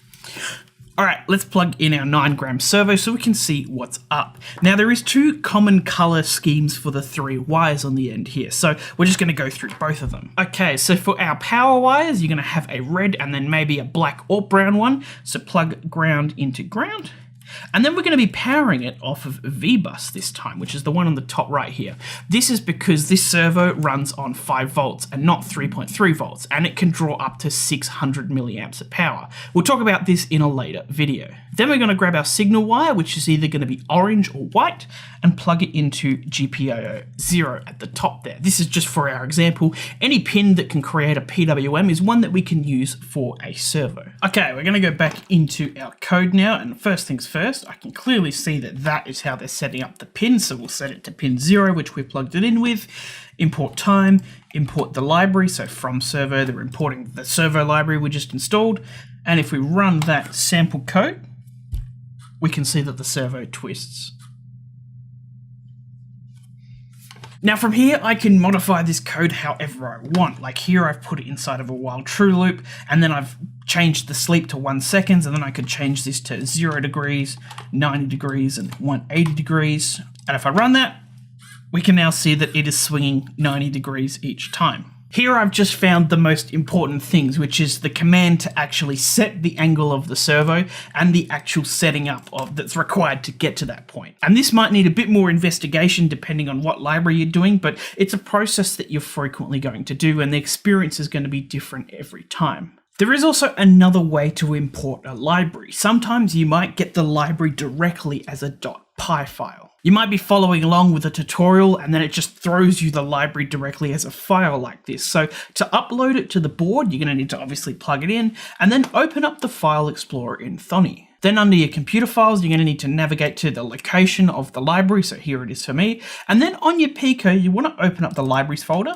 and then just simply right click and upload to library. And then that's just going to put it on the board for you to be able to use. And this works not only for libraries, but any MicroPython code. So if you wrote something really cool, you can take it off your board and then put it on the internet, and then somebody else can take it from the internet and put it on their board exactly just like we did here.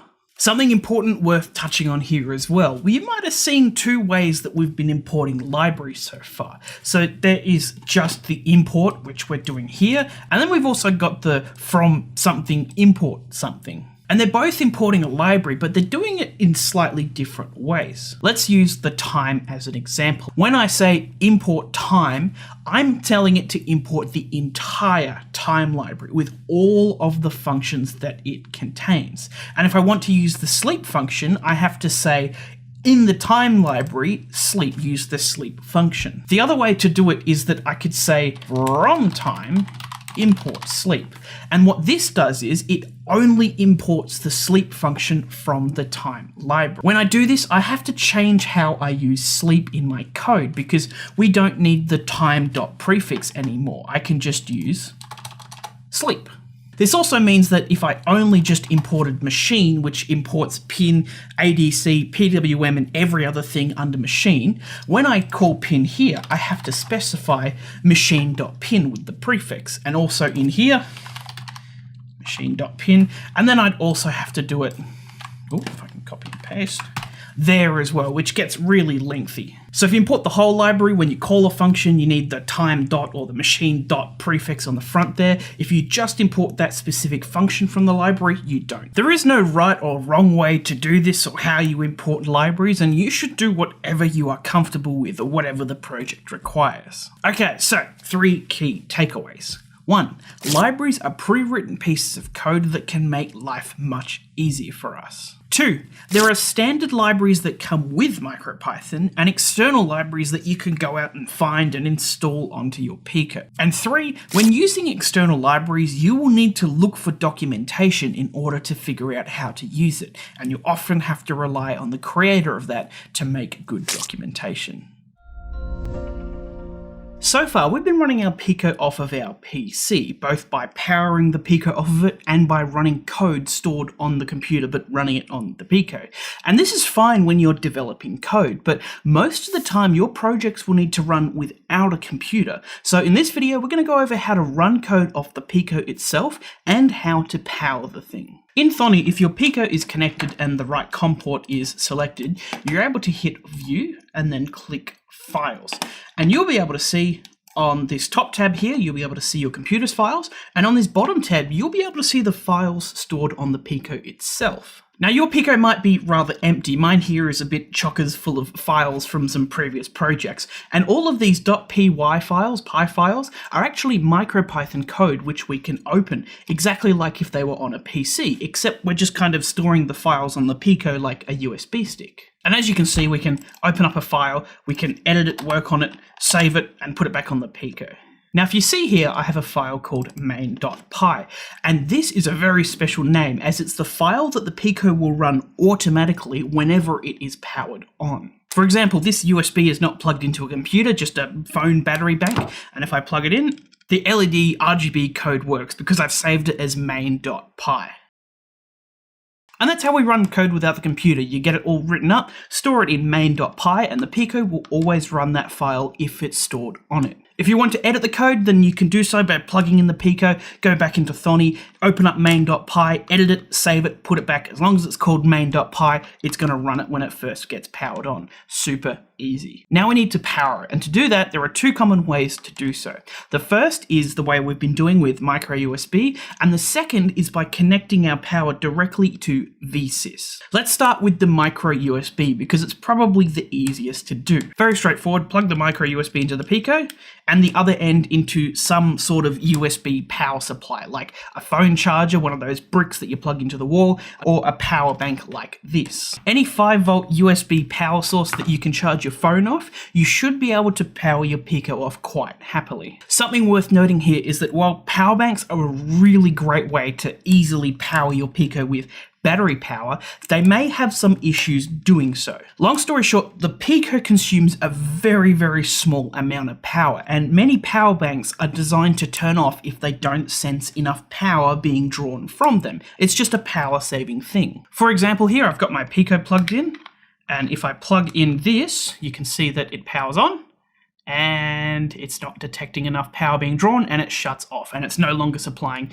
power to the Pico. Not all of these have that power saving feature, and if your project draws a bit more power, you may be able to satisfy that power saving requirement mode. Like this RGB LED here is actually drawing enough to keep it on. If you've got one lying around, just plug your project into it and see if it will keep it powered. Another great way to power your Pico is with one of these. It takes 3 AA's, and it has a micro USB cable that you plug into your Pico, and the 3 AA's should happily output about 5 volts for your Pico. So besides powering it via USB, we can power it through the VSys pin on the Pico. To do so, you're going to need a power source that can provide 1.8 to 5.5 volts, which might come in the form of some AA batteries, a solar panel, a LiPo battery, or a benchtop power supply, as long as it's between 1.8 and 5.5 volts. Then you plug the ground or the negative of your power supply to the Pico's ground, and then the positive terminal to VSys, and it should power up nicely. Now there is something extremely important to remember here.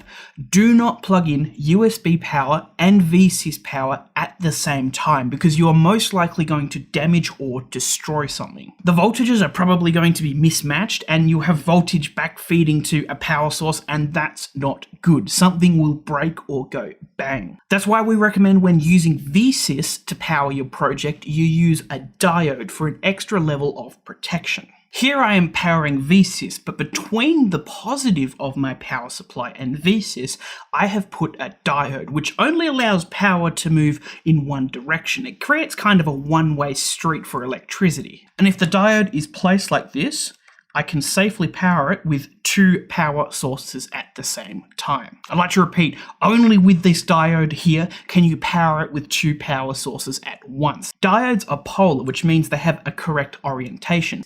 There is a line on one side of the diode. This is the cathode, and it must be connected to the VSys pin of the Pico. But what diode should you use? Well, a Schottky diode or a general purpose rectifying diode should work as long as it can handle up to 1 amp of forward current. We have one linked in our course page on our website that is suitable for this application. Link in the description for our YouTube audience. This is only a recommendation though. If you don't want to use a diode, you can do so if you wish. Just be extremely vigilant that you don't plug both power sources in at the same time. For example, I've got it powered with VSys right now, and I want to update some code, and so I'll plug it into my computer and open up Thonny, and oops, I accidentally forgot I've got both power sources plugged in at once by accident, and maybe my USB port on my computer is damaged. If only I had a diode to protect me from this exact situation. So, 3 key takeaways. 1. You can store files on the Pico, and main.py is the code that the Pico will first run when it is powered on. 2. The Pico can be powered through micro USB and through VSys. And 3. You cannot power the Pico through both of these power sources at once without a diode for protection. Alright, our final video for chapter 2, and it's an important one because if you get this wrong, you can damage your Pico very easily. We aren't going to be running any code or wiring anything up, so just sit back, relax, and let's have a talk about power. We just talked about powering your Pico, which is the easy one, but now we're going to talk about powering the things connected to your Pico, how to source power from your Pico. The two most important things when it comes to powering your devices is voltage and current, remembering that voltage is like electrical water pressure and current is like electrical flow rate. First, let's talk about the 3 main places on the Pico that you can source power from, and then go over some scenarios of powering some different components. The simplest of them all is the 3v3 out pin, which is the one that we connected to the power rails earlier in the chapter, and we've been sourcing all of our power from there so far. This pin will output 3.3 volts and up to 300 milliamps of power. That's not an incredible amount, but it's good enough for most of your 3.3 volt devices. The VBus pin is another place to source power from, but it's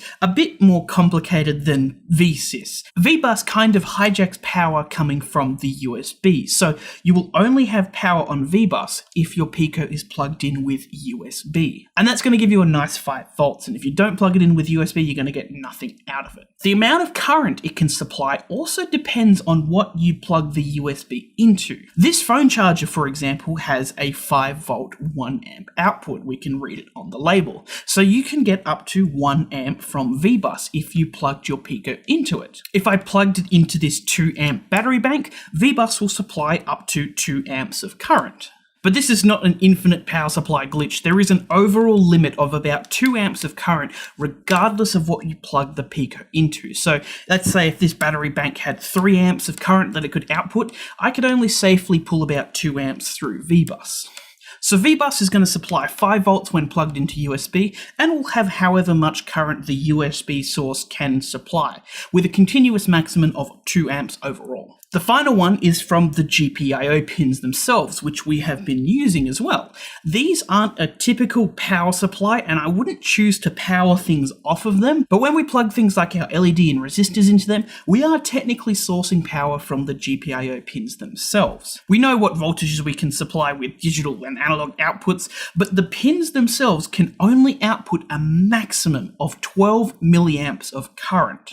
1 amp is 1000 milliamps, so 12 milliamps is 0.012 amps, which is tiny in comparison to what you can source from VBus. And so the GPIO pins should only be used for things like these simple LEDs and buzzers and only very low powered components that you directly drive with the GPIO pins. Now, for all the power sources I've mentioned, the important things to remember are the voltage and the maximum current. If I had something that I wanted to power from one of these sources, I have to ensure, and here's the rule of thumb, that the voltages match and that the thing I'm powering uses less current than the maximum current that the source can provide. Alright, that's a lot of information, so let's go through one component at a time and see where we would draw power from the Pico to power that component. This is a display module that we can plug into the Pico. It has 2 signal pins that we will learn how to use in a later video, and it also has a ground and VCC pin that we will use to supply it with power. I've gone and checked the documentation, and it says that it needs 3.3 volts. So the 3v3 out pin is a good choice to power it as we want the voltages to match. But we also need to check its current requirements. The documentation also said that it draws up to 20 milliamps of current. The 3v3 out pin can supply up to 300 milliamps of current, so we have plenty of milliamps to spare, and it's perfectly safe to use this as a power supply for the display. This is a little array of LEDs in a rainbow, and this device can be powered with anything between 3.3 and 5 volts. You will find that it is very common for components to have a voltage range that it can be powered with instead of an exact voltage. 3.3 volts means that we could use the same 3v3 out as before because the voltages match, but this LED matrix can draw up to 4, maybe even 500 milliamps of power at full brightness, and 3v3 out has a maximum current output of 300 milliamps, so we will probably damage the Pico if we tried to power one of these off of 3v3 out. A better choice would be to use a V-bus, which can provide up to 5 volts and 2 amps, or 2000 milliamps of current. The voltage ranges match, and we are under V-bus's maximum current. Let's say we wanted to power this servo here. It has 3 wires, 2 of them supply power to the servo, and the other one takes a PWM signal to control it. This signal wire doesn't supply power to the servo, so we can just happily plug it into one of our GPIO pins. And the servo can take any voltage between 4.8 and 6 volts. We're going to have the Pico plugged in with USB, so the 5 volts from V-bus will be suitable to power this as the V-bus matches the voltage range of the servo. Ground to ground, and then the positive terminal of the servo to V-bus, and that works nicely. That servo can draw up to 600 milliamps or 0.6 amps of current. Right now, the Pico is plugged into a 1 amp USB power source, so V-bus will provide 1 amp of current and will have 0.4 amps to spare. If I wanted to plug in a second servo though, it would still use 5 volts, but the current draw would double. These two servos combined now need 1.2 amps, but because our USB power source is only 1 amp, V-bus can't provide enough power. To fix this, I could just plug it into a more powerful USB source, like this 2 amp battery bank here, or find a USB wall charger that can supply up to 2 amps. We have been powering the LED and resistor off of our GPIO pins. They will happily run off 3.3 volts and will draw up to 5 milliamps of power with the way we have them wired up. Our GPIO pins can happily supply 3.3 volts as we know, and up to 12 milliamps of power, so we have about 7 milliamps to spare and we're all good here. For things like LED or buzzers, powering them directly off of the GPIO pins is perfectly fine as these components consume a tiny amount of power. It's always worth double checking though that they use less than 12 milliamps of power. You don't want to destroy one of your Pico's pins. What the GPIO pins aren't good for is powering things like this solenoid or motor here, even this really small one. Both of them can run off of 3.3 volts, but they draw much more current than 12 milliamps. This solenoid here draws up to 500 milliamps, and this motor here, even this really, it's really small motor, this still draws up to 800 milliamps of current. So how do we power these? Both of these take 5 volts and can be happily powered off of V-bus like so. This is spinning and working, you're going to have to trust me on that. However, it just spins continuously and we have no control over it. The problem is I want to control the speed of it, but if we can only control things with code through GPIO pins, but the thing that we want to control draws too much power for those pins, what do we do? Well, we're going to need to use a driver or controller board. These boards let you use the power from another power source like V-bus, but also let you plug a GPIO pin from the Pico into it.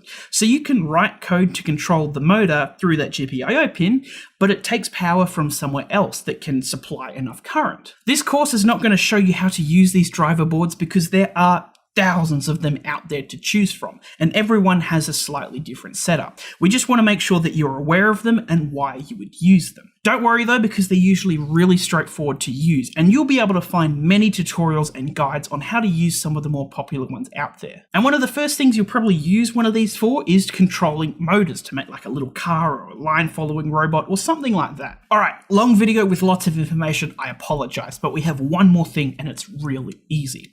You need to ensure that the connections between your components can support the current that you are pushing through them. This is a much bigger servo that can draw up to about 2 amps of current, and I've got it connected to V-bus with a 2 amp power supply through USB. It's all fine. But these jumper wires here can only support up to about 1 amp of current. These ones are on the thinner side. You can get thicker ones that can support 2 amps. If I were to put this servo under full load and draw 2 amps continuously, these wires would probably start to heat up and melt, and maybe even start a fire if I draw that much current for a really long period of time. A period of time is in like 5 minutes even. That's how long it might even take. So I would need to ensure that the ground and positive terminals of my servo are connected with wire that is rated up to 2 amps. The signal one is fine because it's a signal wire, it doesn't use much power. The other thing to watch out for is the breadboard itself. It has a current limit as well, up to about 2 amps. It's all kind of a weakest link in a chain sort of deal, which going from the power source to the component, all those chains and all those links have to be rated to that current. Well, that was a big video, and there is an incredible amount of components out there, all needing different voltages and currents, and you'll usually need to check data sheets or website listings to find that information. If you're ever unsure, it might be worth checking with somebody who knows what's up, or feel free to drop a forum post with your power-related questions on our site. We're always happy to help. Bit different this video, but 4 key takeaways. 1. When powering components off of the Pico, you must ensure that the voltages match and that the components draw less current than the source's maximum current output. 2. 3v3 out provides 3.3 volts and up to 300 milliamps of current. 3. When the Pico is plugged in via USB, VBus provides 5 volts and however many amps the USB can provide, with a hard limit of up to 2 amps. And 4. The GPIO pins of the Pico are only suitable for powering small components like LEDs, as they can only supply up to 12 milliamps of power. So far, we've learned how to interact with the world around us using basic I/O. We can read in-sensor data with digital and analog inputs, and then control things with digital and PWM outputs. But where our projects can truly become powerful is what we do in that gap between those two things, between sensing and doing. That's where thinking lies. And that's what this chapter largely focuses on. We're going to be adding some analysis and decision making into that gap there to give our projects some sort of intelligence. This intelligence we're adding comes from a few fundamental building blocks, some of which we've already encountered, namely the if-else structure and the while structure. And there's only 2 more things we'll really be covering under this, and that is operators and for loops. This might not seem like a lot of things considering we're adding intelligence to our Pico, but all of these act as basic building blocks, and just like Lego, if you put enough of them together, you can make some really complicated things. Even the most complex and advanced high-end robots that seem to be able to walk around and interact with the world on their own, the control systems and algorithms that drive these robots are built with the simple building blocks that we're going to learn. It's kind of like how atoms make up all matter and everything around you that you can see. On the tail end of this, we're going to learn about functions, which are not exactly part of logic and decision making, but they kind of belong in this type of chapter, and as we will see, they're going to make life much easier for us. First, we're going to learn about Boolean logic and comparative operators, and we're going to learn them in a vacuum, which might make them seem a little bit weird and isolated, but it will make a lot more sense when we pair them with what we're going to learn in the rest of the chapter. This chapter is about decision making, and if you were presented with some options to make an important decision on, you wouldn't randomly choose one of the options. You would first examine and analyze the available information, and then make a decision based on that analysis. And that's what we're learning now. The comparing and analysing part of decision making. Let's start by learning comparative operators, which allow us to compare different pieces of information. They're super easy, and there's only 6 that you will ever need to remember. Follow along if you want. We aren't going to wire up any circuits or anything like that. We're just going to be using the shell in Thonny. We'll start easy with the equal to operator, which checks if 2 values are equal to each other. The equals operator is just 2 equal signs put next to each other. So if we write the statement 5 is equal to 5, it's going to return true because the statement is true. If I said 5 is equal to 4, that's obviously going to return false. And these are the only 2 outcomes from everything we're going to be doing in this video.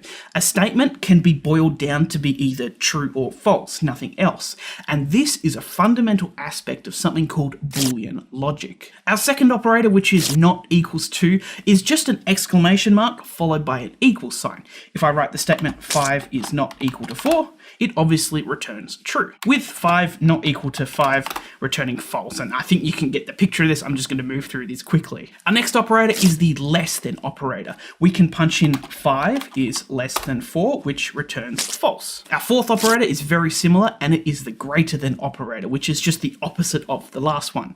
If I write 5 is greater than 4, that obviously returns true. Our fifth operator is the greater than or equal to operator. This one is a little bit more tricky because it's so similar to the last one with one little tweak. The difference lies in that if I do 5 is greater than 5, it's going to return false. But if I said 5 is greater than or equal to 5, it's going to return true because it's or equal to. And in every other situation, they work the same. So 5 is greater than or equal to 4 returns true. And our final operator is just the opposite of the last one, less than or equal to. So 5 is less than or equal to 5, obviously true. So that is all 6 of our comparative operators that exist in MicroPython and most coding languages actually.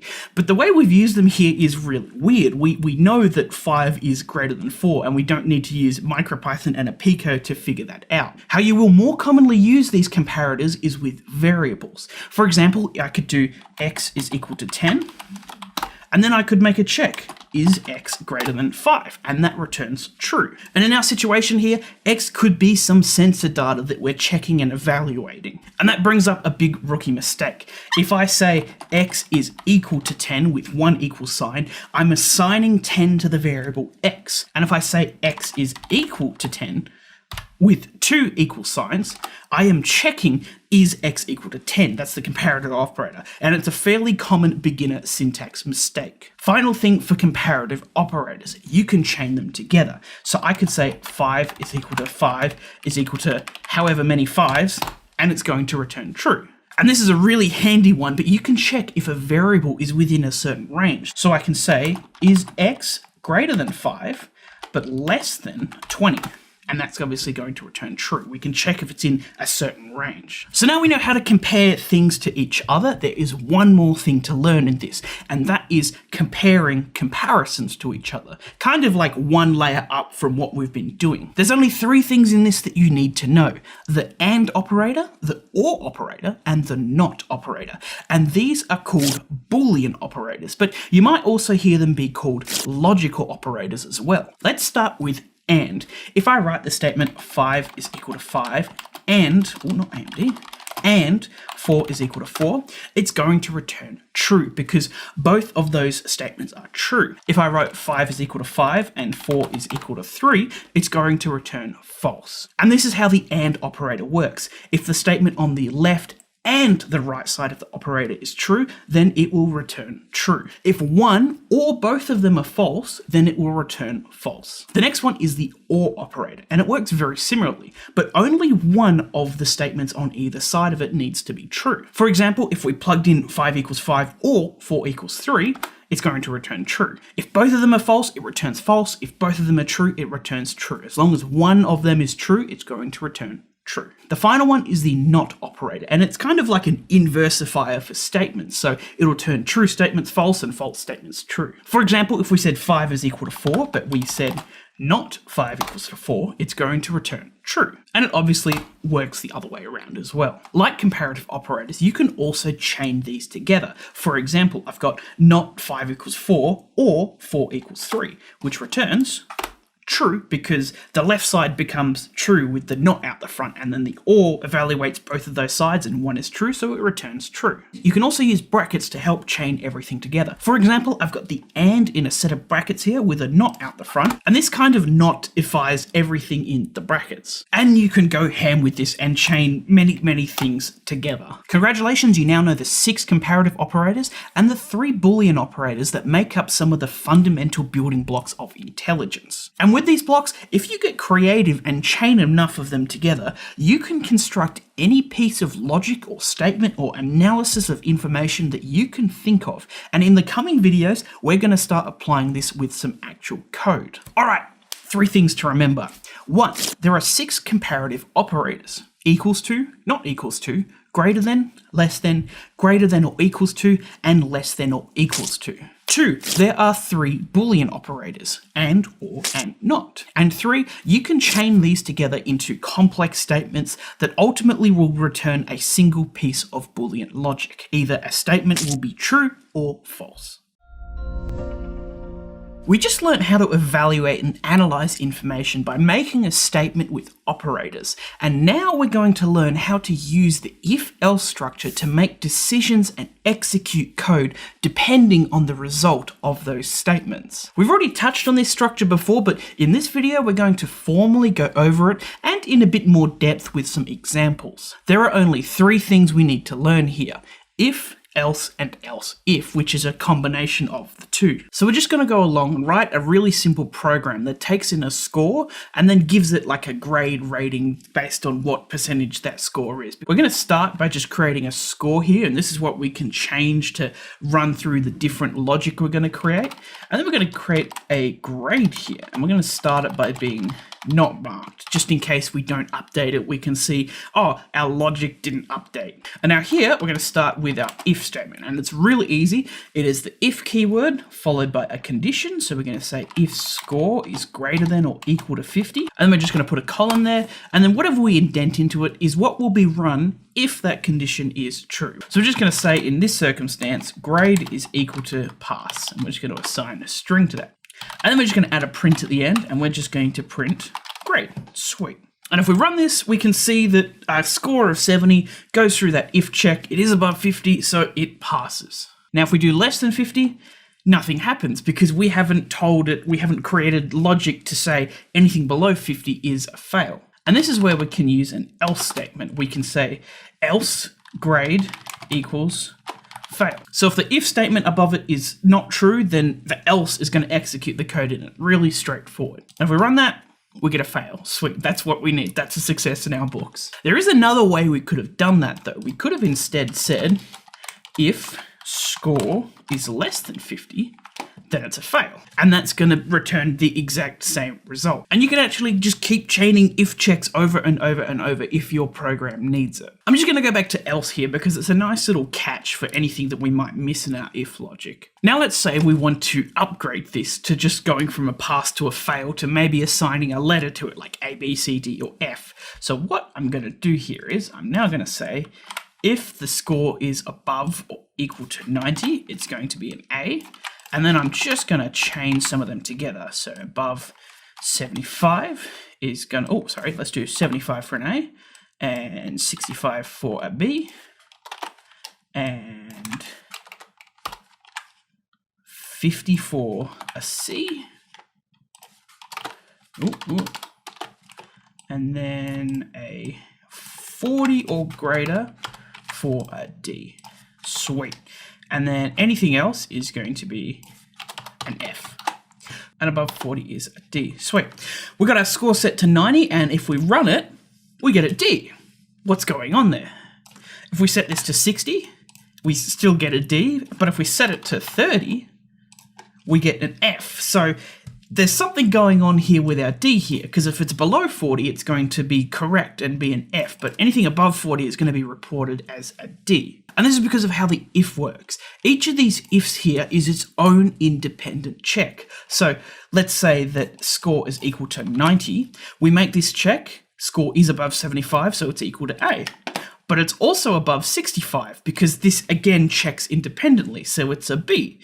And then it's also above 50, so then it updates it to C. And it also is above 40, so it updates it to a D. And that is the last check that we make with that. So the final result is that it's D. This is where our friend else if comes along. If we just simply write else if there, it is going to magically fix everything. So what's going on here? Well, an else if is just an else and an if kind of put together. And so all of these checks are no longer completely independent. You can kind of think of an elif as if any of the checks above were true, then you can ignore this. So let's say it's 70 and we run it, we're going to get a B. So first of all, we make our first if check. Is it above 75? No. Okay, next one. And then we go else if Is it above 65? Yes, it is, so it's a B. And this Elif here means that it skips all the other else's in there, and we just finished there. We're dealing with some really tricky logic here, so I'm actually going to expand out the else if because it will help kind of demonstrate what's going on here. Okay, so I've expanded this out a little bit, and now I've got else if, and else if, and else if, and Elif is just else and an if put together. This is exactly the same code as before, it's just spread out more. And this might make it a little bit more clear. So the score is 70. Is it above 75? No. Okay. So the else here is going to run the code that's inside of it. And inside of that is another if. So if the score is above 65, it is. So the grade is B. And so this else is not going to run because this if was true, which means that all the other checks in here won't run.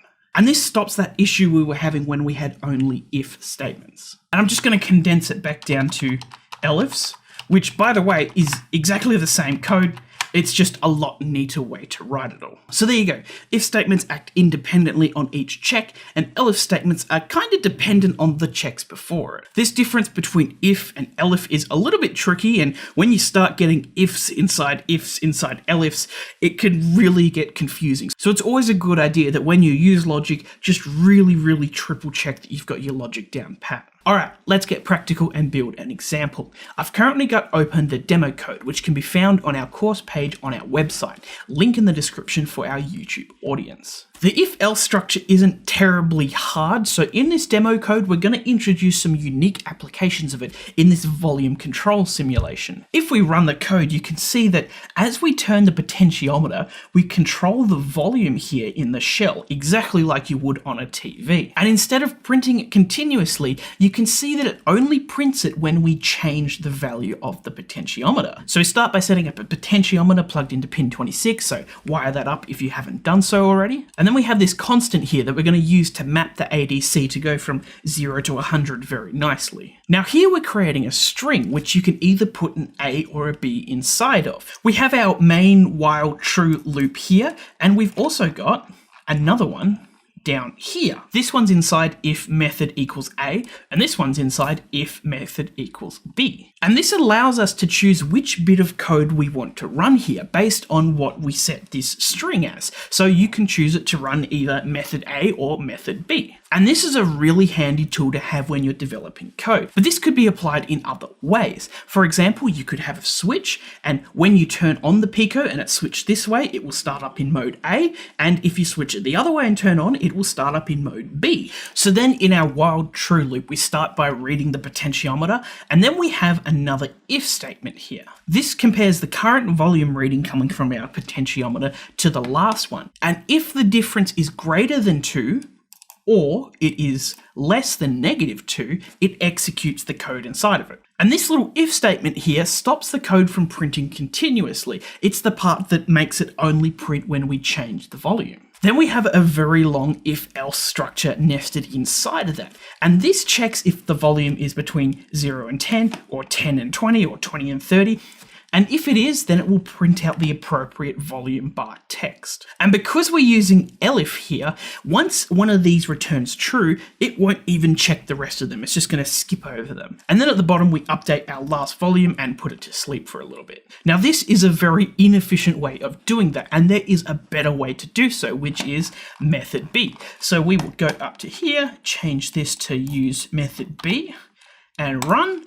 And you should see, if we just make that a little bit bigger, that it behaves exactly the same. And that's because the code is identical to method A, except for the part of that really long if-else chain. It instead uses these two lines here to calculate the bar to print, to figure out what it needs to print. Much more efficient way of doing it if you want to check it out. All right, 3 key takeaways. 1, the if-else statement executes code if the statement we attach to it is true. 2, we can follow it with an else statement, which will execute the code inside of it when the if statement immediately above it is false. And 3, the elif statement is an else and an if statement put together.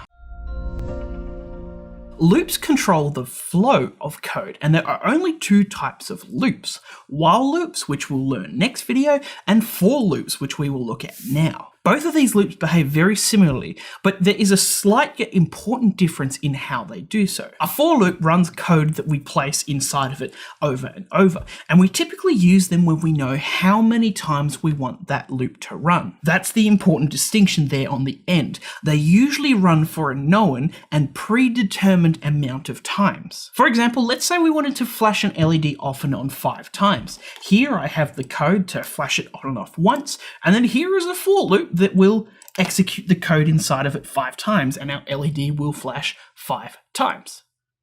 So we have the for keyword followed by a variable that we will use to count through the loops, the in keyword, which is part of this for structure, followed by range 5, which creates a sequence of 5 numbers in a row. And the result of this is that the loop will execute the code 5 times here. To help see what's going on here, I've created this loop that just prints the variable I as it goes through each iteration of its loop. And as you can see, it prints off 10 numbers counting up. This might not behave exactly as you think though, because this is 0 indexed, meaning that it will start counting at 0 and not 1. So keep an eye out for that. It's just how the range function works. And computers and code and software like this kind of like starting at 0, when we in the real world like to start counting at 1. So we can create a simple loop that runs the code inside of it for the amount of times we put in the brackets. But that variable I inside of the brackets is changing each loop, and we can use that to perform tasks iteratively. Before we dive into that, we're going to learn how to more finely use that range function. Besides just choosing how many times it loops, we can also specify a number to start counting it by placing it at the start of the brackets like so. So here it's going to start counting at 1 and end at 9. And we do have an issue here relating to the 0 indexing. The reason it doesn't print to 10, even though we've got it in the brackets here, is because this range function generates the numbers up to, but not including the number on the end. So if we wanted to count from 1 to 10, we would need to specify 1 and 11. This can be a little annoying sometimes, but it's just something we've got to get used to with MicroPython. We can also choose how much we want the loop to increase by placing it on the end of the brackets there. For example, this code starts at 0, ends at 100 or 99 technically, and counts by 8 every single loop. Now we're equipped to use loops in a bread and butter application called a servo sweep. Let's say we wanted to use a servo and we set it to 0 degrees and then 180 degrees. When we do this, the servo will rotate as fast as it can between those two positions. But what if we wanted to control how fast it rotates, or maybe try and make that motion a little bit smoother? Well, that's what we're going to do by changing the angle of the servo bit by bit with a for loop. Here's the sample code for that, and it can be found on our course page on our website. Link in the description for our YouTube audience. We will be using the MicroPython servo library, so you will need that installed if you haven't already done so. And you'll need to connect your 9-gram servo to your Pico with the signal wire in GPIO 0 and powering it off of VBus.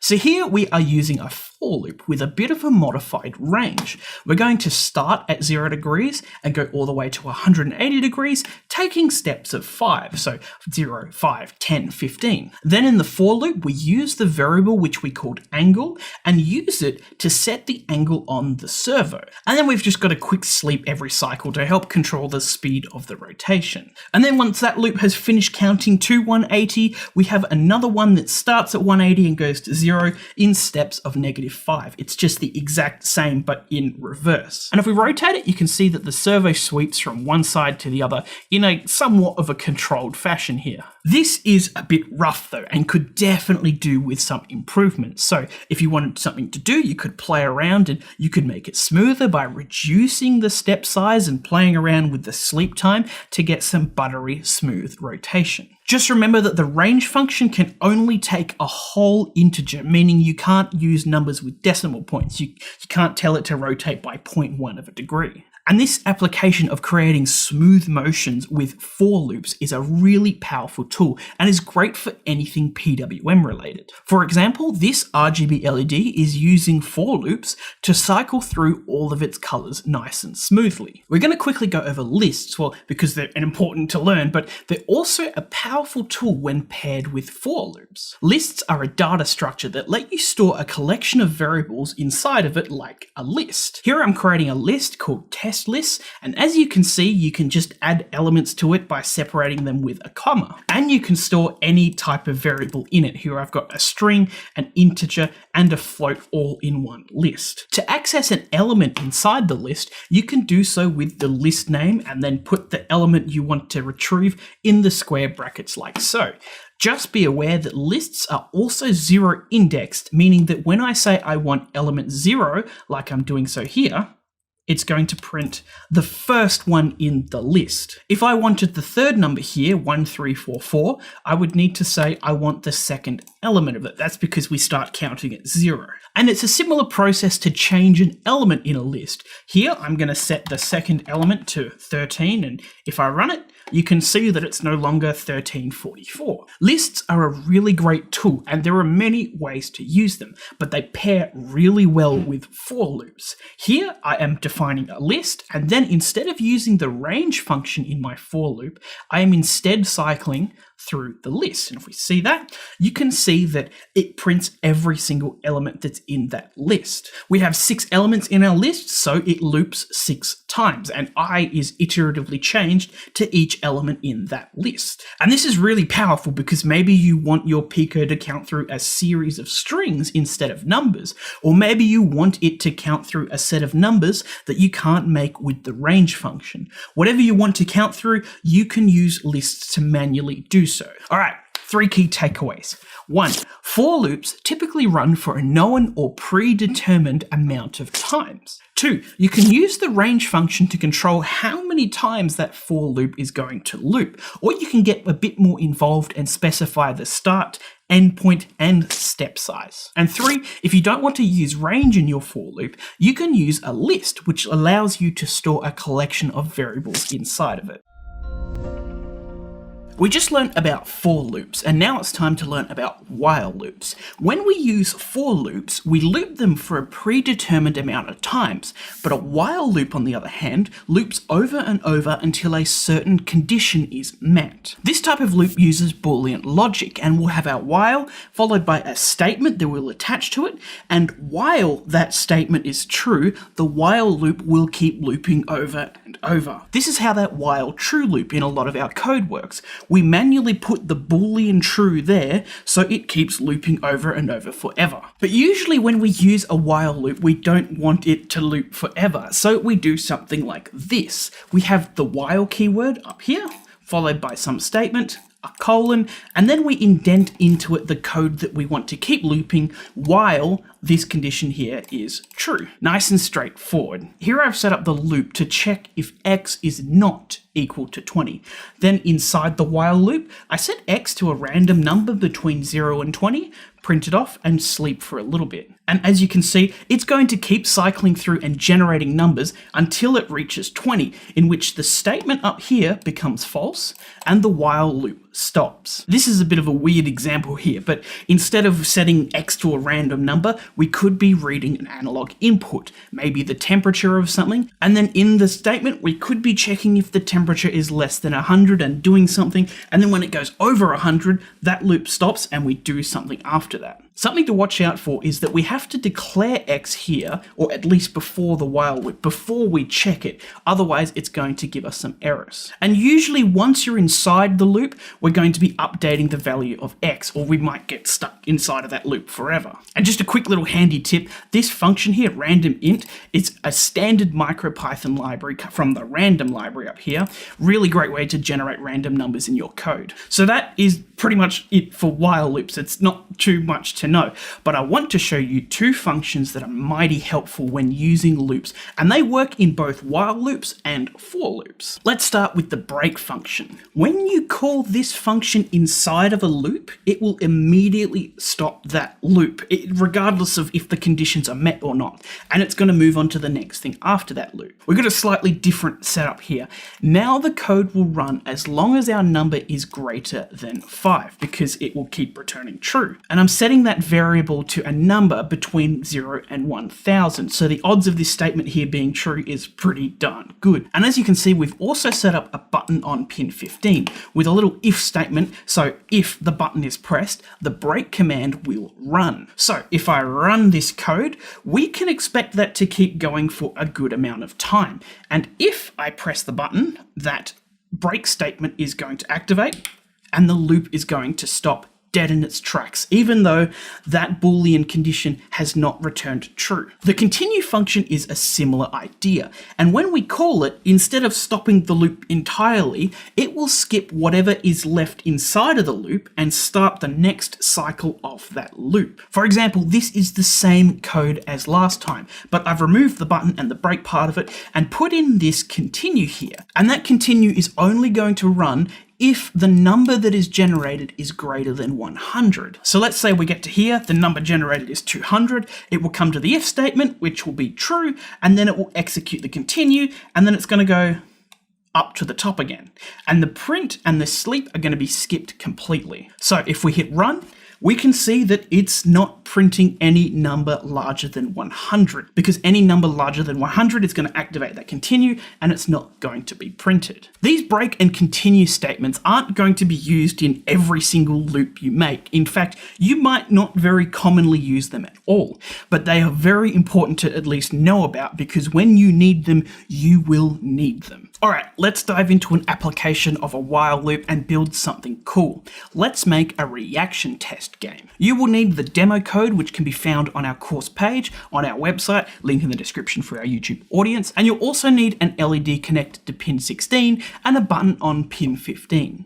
If we run the code, you can see that the game is going to prompt you to press the button to start the game, in which it will say ready, and once that LED turns on, press the button as fast as you can, and then the game reports back with your reaction time. So our code starts by importing relevant libraries and setting up our pins here. Then in our main while true loop, we start by saying press the button. Then we will reset our button state to 0 here, just before we have this while loop here. And that's going to be looping as long as the button isn't pressed. And inside our while loop, the only thing we're doing is updating that button state. And what this means is that this while loop will wait for a button press, because it will keep looping over and over, and when we press the button, it'll be set to 1, and then that statement will become false and it will move on to the next thing. Once we press the button, it's going to print ready, and then it's going to put the Pico to sleep for a random time between 2 to 5 seconds, and then turn the LED on. We're about to stumble into something we haven't learnt yet, and that is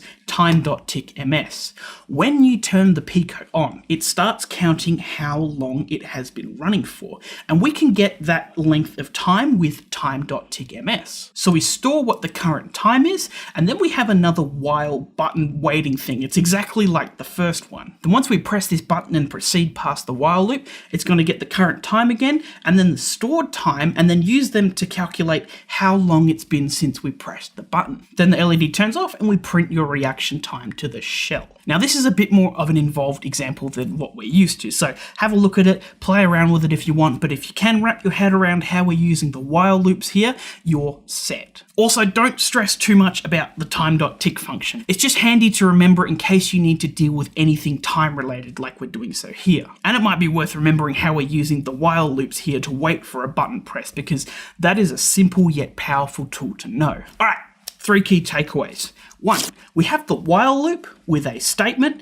and as long as that statement is true, the code that we indent into it will keep looping over and over. 2, the break function can be called inside of a while or a for loop to immediately exit and stop that loop from happening, even if that condition has not been satisfied. And 3, the continue function can also be called to immediately move on to the next cycle of the loop and skip anything that is remaining in the current loop cycle.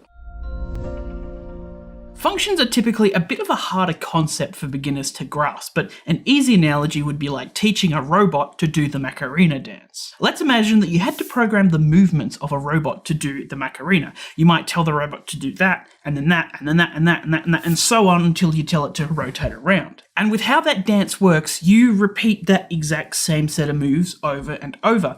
But imagine if you had to program all of that again, every time you wanted the robot to repeat those same set of dance moves. It would be really long and tedious. Well, that's where functions come in. What if instead we write the instructions of how to do one loop of the Macarena, store it in a place in our code, give that place a name, and then whenever we want our robot to do one loop of the Macarena, we just call that name and it will follow the instructions that we wrote, as if it's like following a recipe that we've pre-written. And that's what a function is. It's a chunk of code that we store somewhere that we can call the name of and execute that code that we have stored inside of that function. For example, here is some code I've written to flash SOS on an LED when we press the button. And I've done so by using a function. So here that is. And as you can see, creating functions is super easy. We start with def, which defines the function here, followed by the name of the function, which shares the same naming rules as variables. Then we have brackets and a colon after it.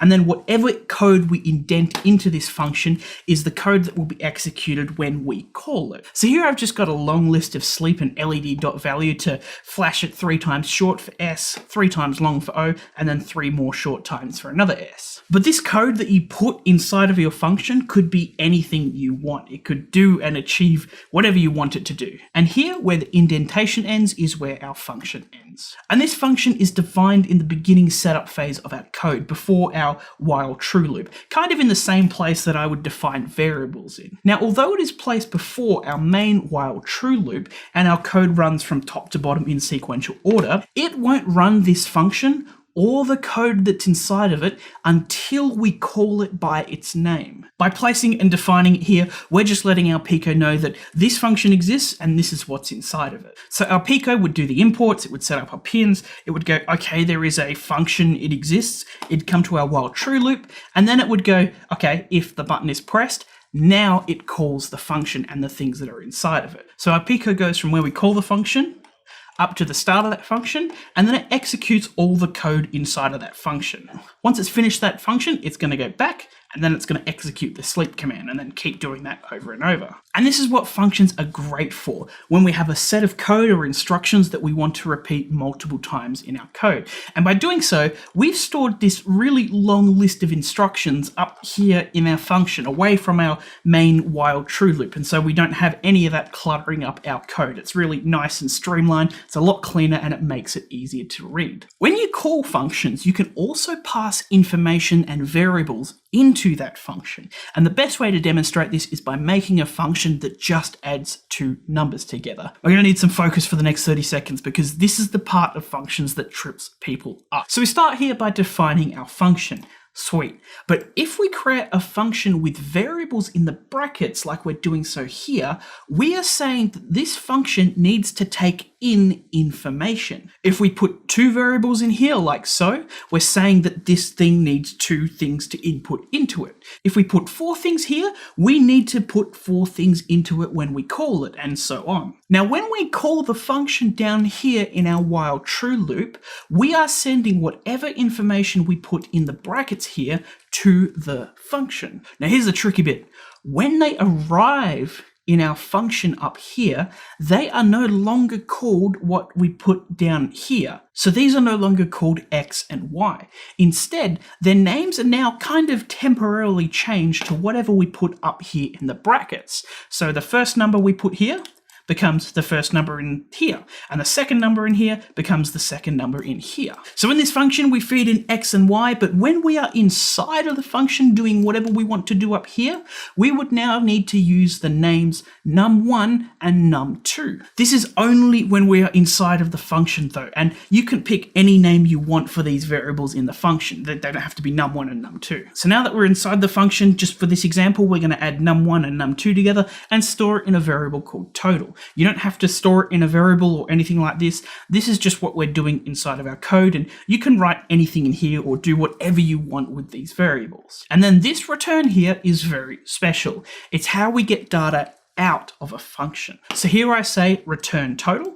And what this does is that it immediately ends the function and sends total back to where we called the function initially. And whatever you put in this return line here is what is returned back. So result will be equal to total in this case. If we run it, you can see that, as you expect, it prints 19. A really simple function, and yet we still have a lot of information flying around everywhere inside of our code. So let's just quickly go over how that information flows one more time, just to ensure that we understand it. Okay, so we set x and y equal to 9 and 10. Then we pass that data into the function called add. When it arrives, their name changes to num1 and num2, but this is only when we're working inside of the function. It's kind of like it's its own little isolated world in the code. Then we add num1 and num2 together and call it total, so we're just adding 9 and 10. Then we return total, and because we set result equal to this function, result is equal to whatever is returned, which is total. So this is just a really elaborate way of adding 9 and 10. To show you that name change only happens inside of that function, if I go here now and type print x and y, oh, not 7, and we run that, we can see that we get 9 and 10. Those variables are still there and they're still called that. But let's say instead I tried to print num1 and num2, it is going to throw us an error because it doesn't exist outside of that function. All right, for formality's sakes, let's from now on use the proper terms for all of these. These variables up here in the function are called parameters. And when we call the function, the variables that we put into that, or the information we put into that, we call them arguments. So function parameters and arguments of the function. One more concept for this video, local and global variables. I got some code here, and here I set x equals to 5. Then I call the function up here, which just sets x equal to 1. Then once that function's done, I just simply print the value of x. And if I run this code, it should print out 1, right? Well, it prints out 5. So what's going on here? Global and local variables. When we create or change a variable in a function like we're doing so here with x equals to 1, it's called a local variable. Whenever that function is finished or it ends, the entire function and all of the local variables that we made inside of it cease to exist. And if we called that function again, all the variables would restart from scratch again. So what actually happens in this code is we set x equal to 5, then we call the function test, which creates a local variable called x. The function gets to the end, the x equals 1 disappears, and we're left with x equals 5. And just to prove that, if I delete this x equals 5 and try to run it, it gives me an error because it doesn't know what x is. We haven't declared it outside of the scope of that function. Now, when we set x equal to 5 here, it's called a global variable. And what's special about a global variable is that they work even inside of functions, even if we don't put them as an argument within the brackets, like we were doing so with x and y. For example, I can delete that x equals 1 and just put a print here, and it prints 5 because global variables work everywhere, even inside any function. And something else important about the interaction between these two is that a local variable will always overrule a global variable. So if I put that print inside of our function and I run that, it's going to print 1 because the local variable overrules the global variable. So when we declare a variable inside of a function, it's a local variable and it only works in that function, but global variables work everywhere. But there is an exception to this. We can use the global keyword inside of a function to make a variable a global variable instead of a local variable. For example, this is the same original code. If I run it, it prints 5. But if I go here and I say global x, this now means that whenever I deal with x inside of this function, I'm telling it that I want you to now deal with the global variable instead of making a local variable called x. And so we set x equal to 1, and when the function ends, that information survives, and because we've told it that it's a global variable now, and it prints 1. This whole dealing with global and local variables can trip you up sometimes, so just keep an eye out for it. Let's use functions to build something incredibly practical. We're going to write some code to filter out something called sensor noise. Really quick rundown, when we're dealing with any sort of analog readings, it isn't always going to perfectly read the exact true value every time. For example, here I am analog reading my potentiometer, and even though I'm not touching it, you can see that it's a bit rough and jittery, and this kind of bouncing around all over the place is called noise. If we were reading the temperature of a room, it would bounce around like this as well. If we were reading the speed of a car, it would bounce around like this as well. Basically, any analog reading is going to have noise like this. And this isn't because the temperature of the room fluctuates that quickly. It's to do with how the ADC works, it's to do with electrical interference, how the sensor works. Now, most of the time, this noise doesn't matter, and it's not going to be a huge issue. But other times, it is very important. Chances are you might not have to worry about noise and filtering for a while, but it's just an important thing to learn about. And so this code uses something called a moving average filter to smooth out noise. And it's one of the simplest filters that we can use.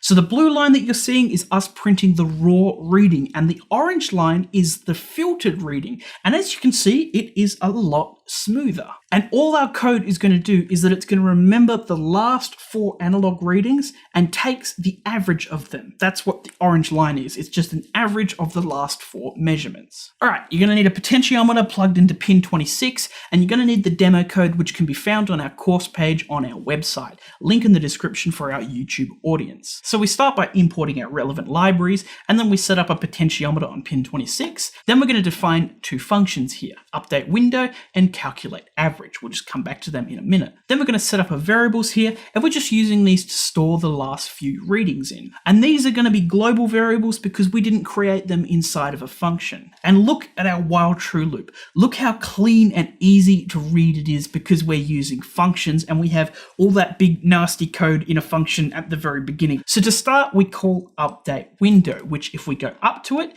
we can see it starts by declaring all of these variables as global. These are just the ones that we created here. Now it looks a bit complicated, but all we do is we read the potentiometer, we assign it as the current reading becomes the last reading, the second last, third last, fourth last. We're just kind of shuffling along the readings one step. Then the function ends, and then because we said we're using global variables here, all of the changes we made inside of this function carry on into what we can use in the while true loop. They don't disappear. After that, we call the calculate average function, and we're going to feed in all of those variables as arguments into that function. So those arguments come into our function where they become our val1, val2, val3 parameters, and then in the function we simply add them together, assign it to total, then divide it by 5. And this is going to just calculate the average of 5 numbers. And then we just simply return average, which means if we go back down to here, moving average is now just going to be set to the average of the 5 arguments that we put into calculate average. Then we just simply print the raw reading, followed by our new moving average,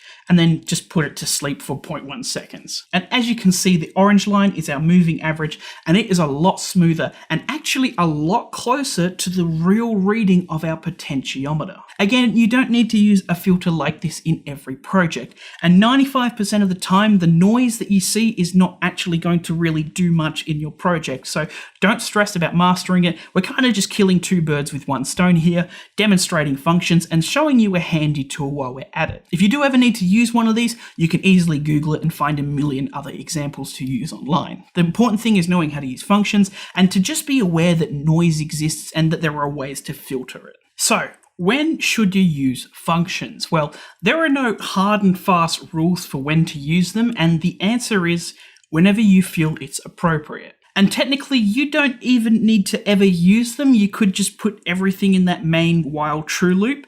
But by using functions, we can not only make our code cleaner and easier to read, but it also kind of breaks it up into manageable chunks, and it makes it easier for us to update. Back to our filtering example, let's say we wanted to tweak how our filter calculates the average. To do so, we would just go up to the function, change what we need to change, and we can rejig our average calculation without touching any of the other code because it's nice and compartmentalized up there. Functions are just a really powerful tool in helping to organize our code and just making life easier for us.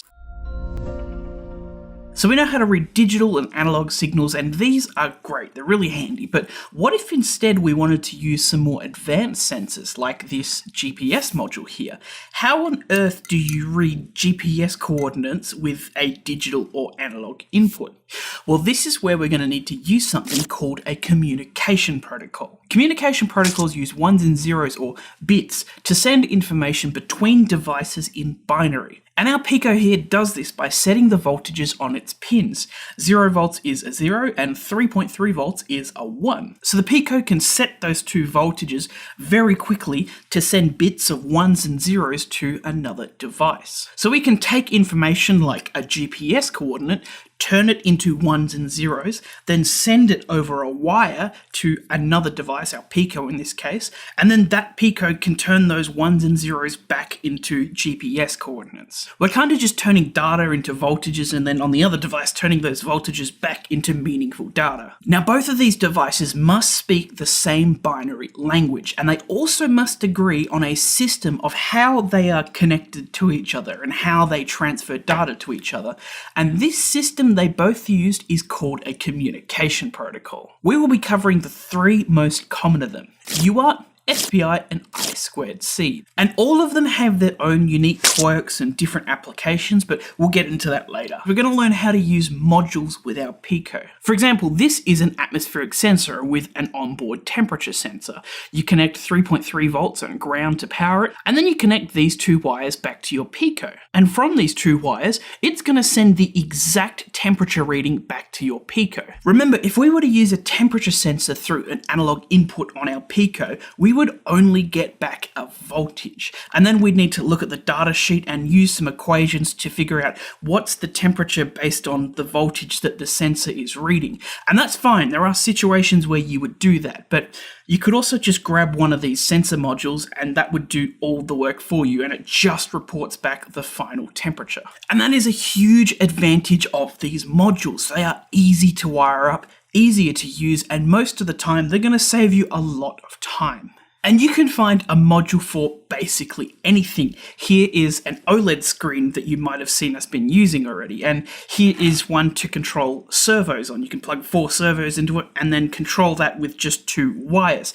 Here is an ultrasonic distance sensor, a color sensor, atmospheric pressure sensor, a compass. There is a lot of different sensors and peripherals that come on modules. I'd like to finish here by saying that this world of UART, SPI, and I2C opens up some very deep rabbit holes that get very complex very quickly. The in-depth details of what fully goes on with these communication protocols is way beyond the scope of this course, and it's not beginner friendly at all. But thankfully, using UART, SPI, and I2C with modules is actually extremely easy with the help of libraries, which is how you're probably going to use them 99% of the time. In fact, they're probably as easy to use as basic I/O because the libraries let a lot of that complex wizardry happen behind the curtain, and we're left with a relatively plug-and-play setup using modules.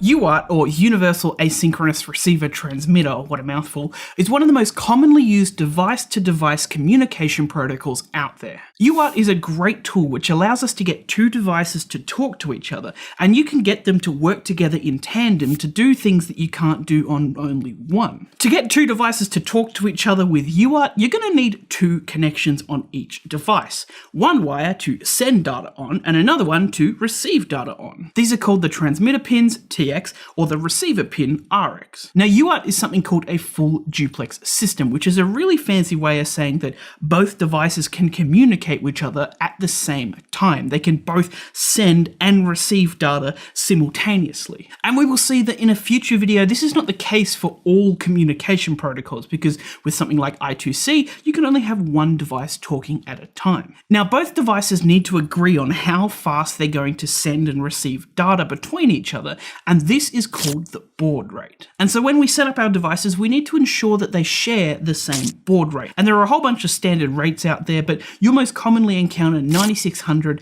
and 115,200. Now, there are many different ways that you might use UART in your projects, but we're going to jump into a really great example of getting two Picos to talk to each other so we can see what's going on in a MicroPython environment. If you want to follow along, you're going to need two Picos, any variants will do, and some jumper wires, and that's it. We're just going to go ahead and code everything from scratch, but if you want the final code, it can be found on our course page on our site, link in the description for our YouTube audience. First, we're going to start with our hardware connections. I'm just going to whack them in there for now.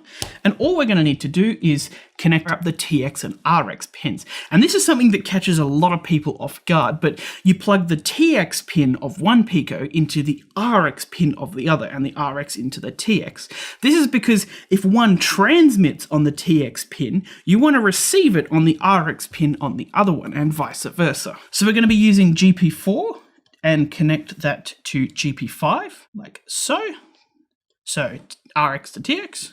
And then we're going to connect GP5 to GP4, so RX to TX, like so. And very importantly, we're going to need to connect a ground pin of one Pico to the ground pin of another Pico. And this is going to ensure that they share a common ground. A voltage is generated with reference to ground. So this ensures that if one produces a 3.3 volt signal, it measures 3.3 volts on the other one because they share a common ground. Now I've gone ahead and plugged both of my Picos into my computer and opened up two instances of Thonny. One here is connected to one of the Picos and the other one is connected to the other one. And this is going to allow us to program both of these at once. Now what we're going to do is we're going to control the LED of this Pico with a signal from the other one. So we will write some code for this one to send commands over UART, and then we're going to write some code on this one to receive those commands and control the LED with them. So starting with the one that will send the message, we're going to import our library. So we're going to import pin and also UART. And then we're also going to import time because we will be needing that. Next, we're going to initialize our UART with very similarly how we set up most of our pins. And in our setup options, we're going to first specify the UART peripheral we're going to be using, as well as the baud rate, very important here, as well as the TX pin we're using, pin 4, and we're going to specify the RX pin, which is, RX, pin 5. Sweet. So next, we're just going to create our while true loop. And then all I'm going to do is I'm going to send a message with UART.write. And then I'm going to write on. And then I'm going to sleep it for 2 seconds. And then I'm going to do exactly the same, but I'm going to write off.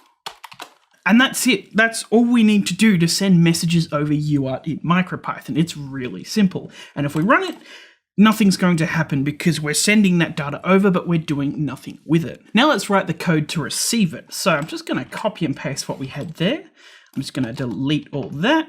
And then we don't need time, so I'm just going to get rid of it. And I'm just going to call this one test UART2 to stop it from being confusing so we can refer to it. And very importantly, we want to ensure that it shares the same baud rate. What I'm also going to do is I'm going to set up an LED with pin, and we set up lots of LEDs before, so this should be pretty straightforward.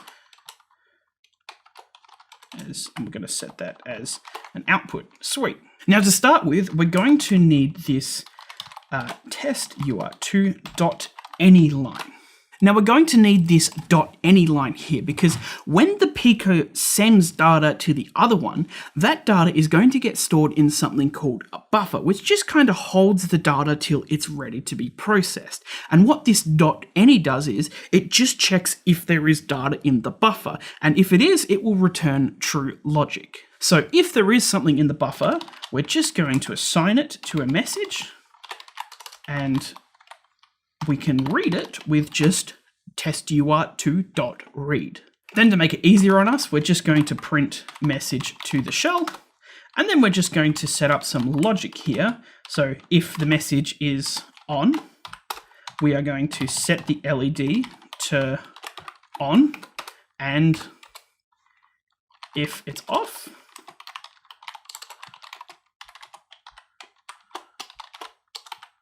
we are just going to set the LED off. And I forgot to put my colons on the end of all my if statements. We'll just whack that in there. Now, if we run the code that sends it on the sender board, and on the other one, if we run the code that receives it, we can see that we are now printing off our off and on strings, and that data is being transferred from the sender board to the receiver board. But something is wrong here. We are not getting a flashing LED on this board. We are printing our messages through the shell here, just in a weird format. This is a bit of a technical thing, but UART sends something called a byte string, which has this format with the B and the quotation marks and the actual string we're sending inside of them. This is just something that happens with UART, and it's very easy to fix. On the end of our read statement, we're just going to put .decode. And if we stop and run that, we can see that we are now just going to receive that raw message, not in that weird format. And if we look at our LED, it is flashing on and off. Wow, that's a pretty darn cool thing. We are literally sending words from one Pico to another. But how does that work? Well, on this Pico, when we use the .write command to send a string, that string gets turned from words into ones and zeros using something called ASCII encoding. ASCII is kind of just a universal set of rules for representing a letter with something called a byte. Don't confuse a byte with a bit though. A bit is just a 1 or a 0, and a byte is just 8 of those bits put together. So when we use the .write function, each letter of that on and off string gets turned into a byte. Then the Pico rapidly changes the voltage on the pin to send those ones and zeros to the other Pico. And then when we .read on the other Pico, we use the same ASCII rules to turn those bytes back into strings. And that is pretty ingenious. Words to ones and zeros through a wire and then turned back into words on a completely different device. Now, an important thing is that you can only send strings, no integers, no floats. So if we create a variable called x here and assign it the integer 10, and then try and send that, it's going to give us an error. What we must do is we have to turn it into a string with the string command before we send it over. And if we look at this one, we're going to be receiving 10 and off here. Now, the Pico only has two UART channels, or peripherals as they're called, UART 0 and UART 1, and you can only have one device connected to a UART peripheral at a time. But there are multiple pins that you can use to access these UART peripherals. Here we use pins 4 and 5, which are the TX and RX pins for UART 1, but there is another way to access it. You could instead use pins 8 and 9, which are also connected to UART 1. But you can't make two different UART connections with these pins as they're both connected to UART 1. If you wanted to make another UART connection, you would need to use the other peripheral, UART 0. And you can access UART 0 through pins 0 and 1, or 12 and 13, or pins 16 and 17. These are all kind of just different routes that you can use to access the same UART hardware. And in our setup, we need to specify what UART peripheral we're using and what pins we're using to access it. So instead of 1, 4, and 5, we could access UART 0 through pins 12 and 13, for example. You can always check a pinout diagram to see what pins can be used to access what UART peripheral. Alright, sweet, we can make a UART connection, but what can we do with it? Well, we can now connect our Pico to something else and get them to work together. You could not only connect your Pico to another Pico, but other microcontrollers, like maybe you could connect your Pico to an Arduino. Or you could get your Pico to work together with a Raspberry Pi computer. You can make the Pi do all the hard number crunching and all the calculations because it's really powerful, and get it to tell the Pico to control some motors through UART. Just be wary though and check what logic level they use, because the Arduino, for example, uses 5 volt logic to create its ones and zeros, not the 3.3 volt logic that our Pico uses. But this can be fixed with a really inexpensive logic level converter like this. You can also connect your Pico to UART-enabled modules and sensors like this GPS here.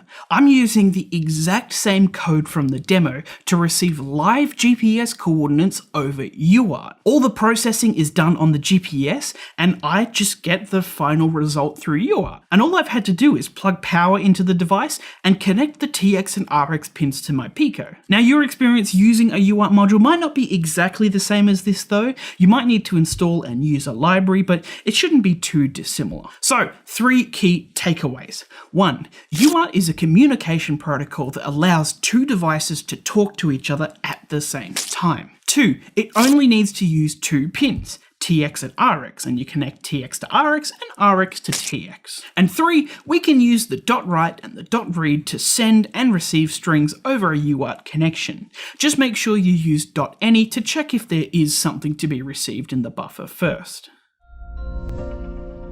SPI, or Serial Peripheral Interface, is a little bit of a step up from UART in terms of complexity, and this is because we now have 4 wires to deal with, and we can have multiple devices all talking to each other over those same 4 wires. And that is one of the advantages of SPI, being able to have multiple things connected at once. But its biggest advantage is that it is the fastest of all the 3 protocols in this chapter by far. This means that it's great for things that need high data transfer rates like this micro SD card reader, which we'll be setting up in this video. Now, this multiple devices all talking at once thing isn't a complete free-for-all. It's ordered and managed with something called controller target architecture. You may have also heard the master-slave terminology used, but those terms are being phased out, and you might hear a few other replacements for these terms: primary, secondary, controller, worker, initiator, responder. It all describes the same thing. In our situation, the Pico will be the controller, and any modules that we plug into it or any other devices will be the targets. And this means that the controller, our Pico, is just going to be the one that initiates and manages all the communication between the devices, just like how an airport control tower manages all the aircraft. Alright, let's dive into an example of wiring up and using this SPI SD card reader and logging some data from our Pico onto an SD card. Now, UART was great because we can write all the needed code with just standard MicroPython libraries, but chances are with SPI devices like this SD card reader, you're going to need to use a library. And each device will probably need a different library. So if you have the SD card reader, you'll be able to follow along with what we're doing here. But if you have a different device, you'll be needing to use a different library and we'll have a completely different set of code. But you'll still be able to follow along with the important part of this video, which is how to wire up an SPI device and how SPI works. So like UART, there are 2 SPI peripherals that we can use, SPI1 and SPI0. And there are also multiple GPIO pins that we can use to access that hardware on the Pico. For this, you'll probably need to check a Pico pinout because nearly every single GPIO pin can act as one of those 4 required pins for an SPI peripheral. For this example though, we will be using pins 12 to 15, which are connected to SPI1. So let's make our first connection, the serial clock wire. SPI is a synchronous protocol, meaning that all devices that are connected together need to interact with each other in sync. When using SPI, the Pico is going to create something called a clock signal, which is just a digital rhythm that everything uses to synchronize to. So we need to connect the serial clock of our reader to the serial clock pin of our Pico, which is pin 14. Now we need to connect the 2 data lines, and each of these are like a one-way street for data to flow. One is going to carry information from the Pico to the target devices, or just the target device in our case, we've only got one. And another will carry information from the target devices back to the Pico, or the controller. But we run into a bit of an issue here of a lawless naming scheme for these pins. On my SD card reader, these pins are labeled as Mozzie and Miso, and these are the most common names for these pins, but they're being phased out as they use the older terminology. And there hasn't really been a standardized replacement for them, so you might find devices with these pins labeled as DIN and DON, SDI, SDO, Pico, Pocky. There is a lot of different names that you'll encounter. The key thing though is to check what naming scheme your device uses and know that one will be used to send data to the controller and one will be used to receive data. data from the controller. One consistent thing though is that our Pico calls these the TX and RX pins, just like UART. So pin 15 is the transmitter pin for us, and I'll connect that to the MOSI pin of our card reader. On target devices with this MISO and MOSI labeling, you can just look at the last letter to see if it's an input, I, or an output, O. So this wire goes from TX, which transmits data from the Pico, and it goes to the MOSI pin, which inputs that data on the reader. Then from the MISO pin, we want to output data and receive that on the Pico. So we'll plug that into pin 12, the RX pin. The last pin is the chip select pin, and it is used by the controller to select which target device it is talking to. Because if we had another target device connected along here, and our Pico were to send out some information, because both of these devices are connected by the same wires, how would they know which one was meant to receive that message? This is where the chip select pin comes in. So we're going to connect the CS pin of our card reader to pin 13 of our Pico. Now when the Pico sends or receives data, it will use a digital output on that pin 13 to tell the SD card that it is meant to be receiving that information. You don't need to worry about coding that though, it's all going to be handled by the library. If we had another target device, we would need to connect its CS pin to a different GPIO pin, and any GPIO pin will work with the chip select, it's just using a digital output. And as always with any module, we need to give it power. This is a 5-volt device, so I'm just going to plug it and power it off of VBus like so. And that is how we make all of our SPI connections. Now this is where it becomes different for every device. I'm just working off the documentation page here that's compatible with this SD card reader, and if you have another device, you'll need to go out and source a compatible library and find out how to use it. So I'm just going to go along here and look for the library to download. That looks like it's it. I'm going to save it. Sweet. I'm going to plug in the Pico, and then I'm just going to go ahead and upload that to the Pico. Sweet. And down here, it looks like we have some sample code that we can use.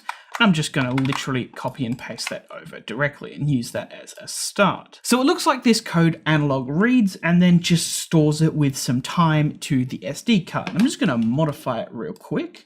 I think we'll just import random and just kind of create some random numbers and just store that on the SD card instead. And you could store whatever you want on this. So I'm just going to generate a random integer between 0 and 100 with the random library. And I don't think we need to use that T. I don't think we need to write the T or that. We do need to write the string. That creates a new line. That looks like it pushes it to the SD card. And we don't need to print X there. That looks pretty neat. So some important things you might need to do in your library is up here, we initialize the SPI object. We're using peripheral 1, and we set the clock pin, the MOSI pin, and the MISO pins. And we also designate the chip select pin here, which can be any other GPIO. And then it looks like we pass it off to our library here, and that sets it all up for us. I've got my SD card here. It's formatted as FAT32. I'm just going to plug it in. And then I'm going to run the code. And you can see we are starting to generate some random numbers. I'm just going to stop it. Control-C is a nice little shortcut for that. And I'm just going to quickly unplug it. And I'm going to open up that SD card. And if I open that file, you can see that we have our randomly generated numbers here. And it's in the file name that was created here. All right, cool. We know how to plug an SPI device into the Pico. What can we do with it? Well, SPI is in a bit of a niche. If we only wanted to connect two devices together, we might opt for UART for its simplicity and just compatibility with so many things. And if we wanted to connect lots of things together, like lots of sensors together, as we'll see in the next video, I2C is often a better and easier choice to do this. That's why SPI is great when it plays to its strengths, its high speeds. SD card readers, we want to transfer data as fast as as possible, so they will often use SPI. Higher resolution displays also commonly use SPI. OLED screens and e-ink displays need those faster speeds to update all of those pixels. You'll also find SPI modules used in things like this camera module. This one is plugged into the other SPI peripheral, and the Pico takes a photo and then transfers it onto the SD card. We can just do a real quick test here.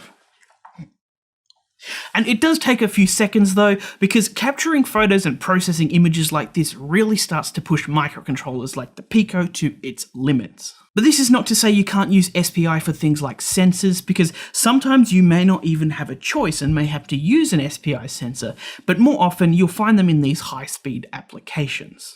Alright, 3 key takeaways. 1. SPI is a COM protocol that can connect multiple devices together and uses the controller target architecture.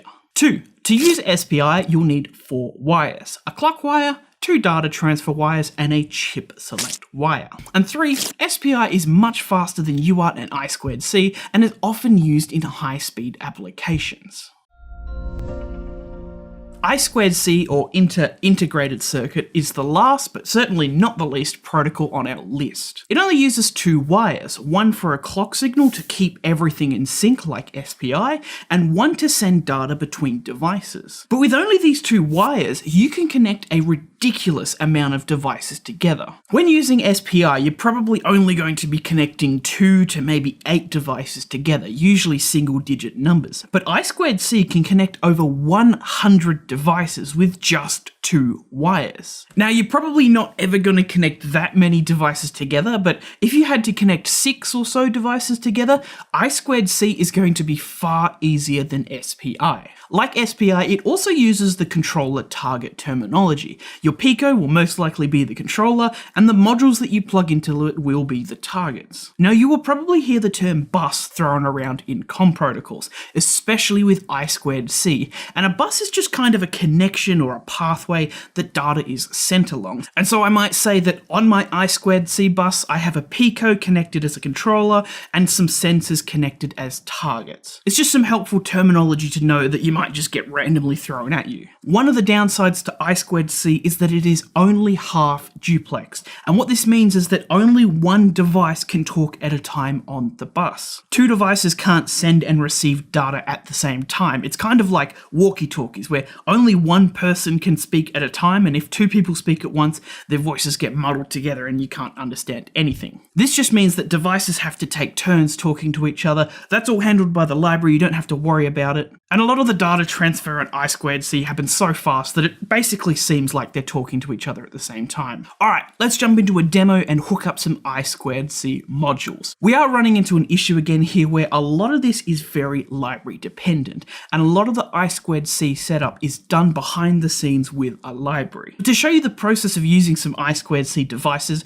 I think we'll just make a little thing where we'll connect some sensors together and connect a display and just show that sensor data on that screen. So we're going to get started by connecting this very generic OLED display to our Pico. These are just tiny little black and white screens. They're really low power and they're a really great addition to any project. So our display has 4 pins here, 2 on the left for power, and then we've got our serial clock and our serial data, or SCL and SDA, and these are our I2C wires. You connect SDA of your device to SDA of the Pico, and SCL to SCL. It's really straightforward. Now, like UART and SPI, the Pico has 2 peripheral devices that we can use, I2 and 1, and there is a whole bunch of ways and different pins that we can use to access them. In fact, nearly every single GPIO pin on the Pico can access one of the I2C peripherals. For this example though, we will be using pins 8 and 9 because that's what the library we will be using needs. And if your library doesn't let you choose the pins, you'll need to check which ones it uses by default. So we're going to plug SDA into the Pico's SDA pin, which is pin 8, and plug SCL into pin 9, which is the SCL pin of the Pico. And then we're just also going to connect it to ground and the 3.3 volt out, because this is a 3.3 device. And that's it. That's how easy it is to wire up an I2C device. So this OLED display we're using is just a really generic one. It's called the SSD 1306. It's really common. And first we're going to need to find a library to drive it and some sample code. And I've just gone ahead to the product page here and I found the sample code and a link to the library on GitHub. Sweet. And I've gone ahead and it looks like to install this we're going to need SSD 1306.py. I'm just going to go to here and then I'm going to download that file. Well, we're going to plug it in first, that might help. And then I'm just going to go ahead into our libraries folder and I'm going to upload that to our libraries on our board. Sweet. So just as a starting point, I'm going to copy over the sample code from the documentation into our Thonny script and I'm just going to run it and we can see that we are printing Hello World on our display. And just taking a look at the code, it looks like we set up our library there, then we import time, and then we import pin and I2C, which we use to set up our I2C peripheral down here. And this demo code declares the pins here as variables and then feeds them into here. But I'm not a big fan of that. This is just personal preference here, but I'm just going to change this to set it all up in one line instead. We can now delete them. And if I copy that into here, I'm basically just directly putting the number in instead of declaring the variable and then feeding that variable in. And I just like it this way. It's all in one line and it's nice and neat. And the way these OLEDs work is that first we need to completely wipe everything off the screen with this OLED fill. 0 fills it with just black pixels. And then the OLED.text is going to write text on it. And it looks like we've got an X and a Y coordinate here of where to actually place that on the screen. And then when we call OLED show, we push that change and we kind of update the display with what we've written on it. And something we're going to do preemptively here is I'm just going to add a while true loop here and set all of that inside of it like so. And if I run that, we can see that it's still printing Hello World. Next, we're going to connect this atmospheric sensor module, which will allow us to read temperature, humidity, and pressure. Now, we could solder some pins onto the board here and connect it like we did with the OLED, but this module gives us an option to use a nice and convenient connector that we can use to plug it in like so. And this connection gives us our power pins and our I2C pins to plug in. And it is exactly the same process. We're going to plug our SDA into the SDA of the Pico, and the SCL into the SCL of the Pico, and then plug that into 0 volts, ground and 3.3 volts. And that should power up like so. We've got a little LED status there. Now let's say we wanted to plug in another sensor. We are kind of running out of space on our breadboard here, but this sensor is part of the same PicoDev ecosystem as this sensor, and it shares the same connector. And this is going to allow us to daisy chain them together like so. And so this sensor is connected to the same I2C as this LED module and this sensor and that sensor. They're all sharing the same bus. Both of these sensors are part of the PicoDev ecosystem, which is just a series of I2C devices that we make in-house here. And if you've got something like this PicoDev adapter, you could go one step more convenient and place your Pico into it like so, and then just daisy chain them. Ooh, if I plug that in, daisy chain them all off like so without having to plug anything in. And each big brand like Adafruit and Seed Studio and SparkFun have their own ecosystem of connectors that can be used like this to really easily put everything together. So I2C devices, you probably have a few different ways of wiring them up, but as long as they're all connected together, it doesn't matter which way you use. Now let's get this atmospheric sensor going, and it's basically the same process of find a library, find some sample code, and adapt the sample code to your needs. So I've gone ahead to the documentation page and seen that I need to download these two libraries here like so. Oop. And then I'm going to upload them to our libraries folder on the Pico like so. And then I'm just going to go ahead here and look for this sample code. And looking at this, it looks like this is a very important one because we're importing the library. And then here it looks like they're importing sleep MS from the unified library instead of the time library like we usually do. So I don't think we're going to need sleep MS, so we'll just leave it there. Then we set up our sensor or initialize it with that. That looks very important. Here it looks like they're getting an initial altitude reading for something that we're not going to use, so we'll skip it. And here it looks like we have the beef of our code, which is actually reading the sensors. And we'll just paste that in there like so inside of our while true loop. We'll close that, give us a bit more room. In here, it looks like we're just converting our pressure and then we're printing it, and the rest, I don't think we'll need any of that. So back in our code, we'll just run it to make sure that everything is working and it seems all right. Now we're going to modify it to start printing that data. So to start with, I'm just going to shift this over a little bit like so. I'm just going to kind of position it there. I'm just trying to lay everything out here so it's nicely put and laid out on the screen. And then here I'm going to print our first value, which is temp C, and I'm just going to shift it over maybe a little bit like so, just across the screen. And before that, we're just going to print temp. And if we run that, we can see that we need to convert it to a string first because this can't take a float. Run that, and we can now see that we are printing out our temperature on our OLED display. And here we've gone the first string, which is temp, and the second string, which is just printing out that variable, but converting it to a string first. And the rest of this looks pretty straightforward. All I'm going to do is copy and paste that a few times like so. And then this one, I'm going to say pressure is something, and this one I'm going to say humidity is something, and I'm just going to change where these are positioned. I'll move this one a few pixels down, and then I'll move this one a few more pixels down like so.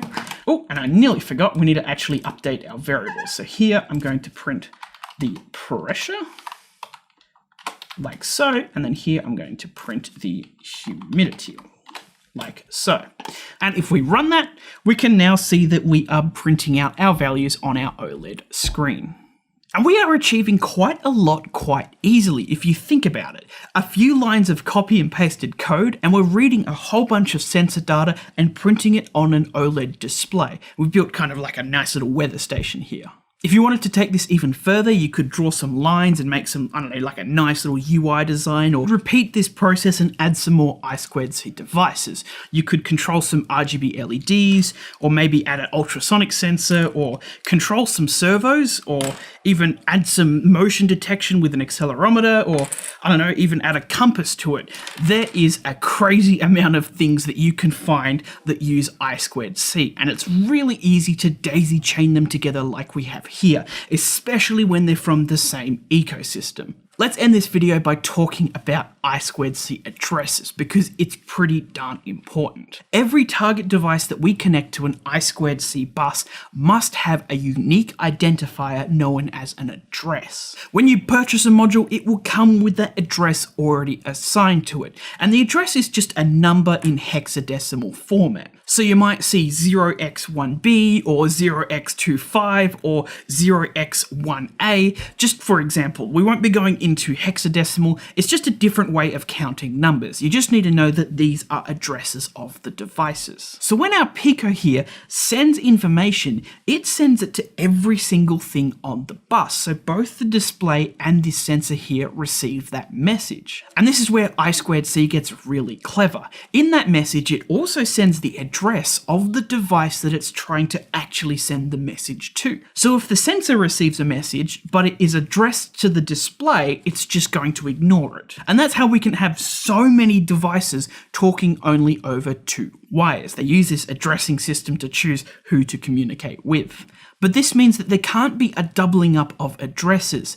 Two devices can't share the same address, or this system won't work. Now, if I bought another one of these displays, chances are it's going to come with the same address as the other display, and it won't work. And the problem is that these addresses are kind of hardware bound. You can't just go into the software and change their address. If you're lucky though, your device will probably have these solder terminals on the back.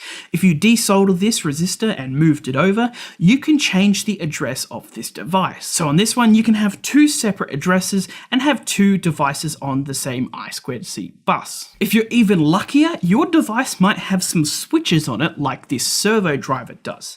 This one allows us to change the address based on the positions of the switch. And it's way more convenient than having to desolder and resolder a little resistor. And if you're still out of luck after these options, you can find an I2C multiplexer. We won't be covering it in this video, but it will allow you to use multiple devices with the same address, just in case you're in a real pickle there. And all of this is leading to an important thing. Before you purchase modules for your project, check the I2C addresses and make sure that you won't have any address conflicts, or that you can at least change the address of some devices to avoid it. Alright, 3 key takeaways. 1. I2C is a communication protocol that allows you to connect many devices together with only 2 wires. 2. When using a device, you always connect SCL to SCL and SDA to SDA, and you'll probably need to use a library to interact with it. And 3. Each device on an I2C bus must have a unique address, and there may be ways to change a device's address.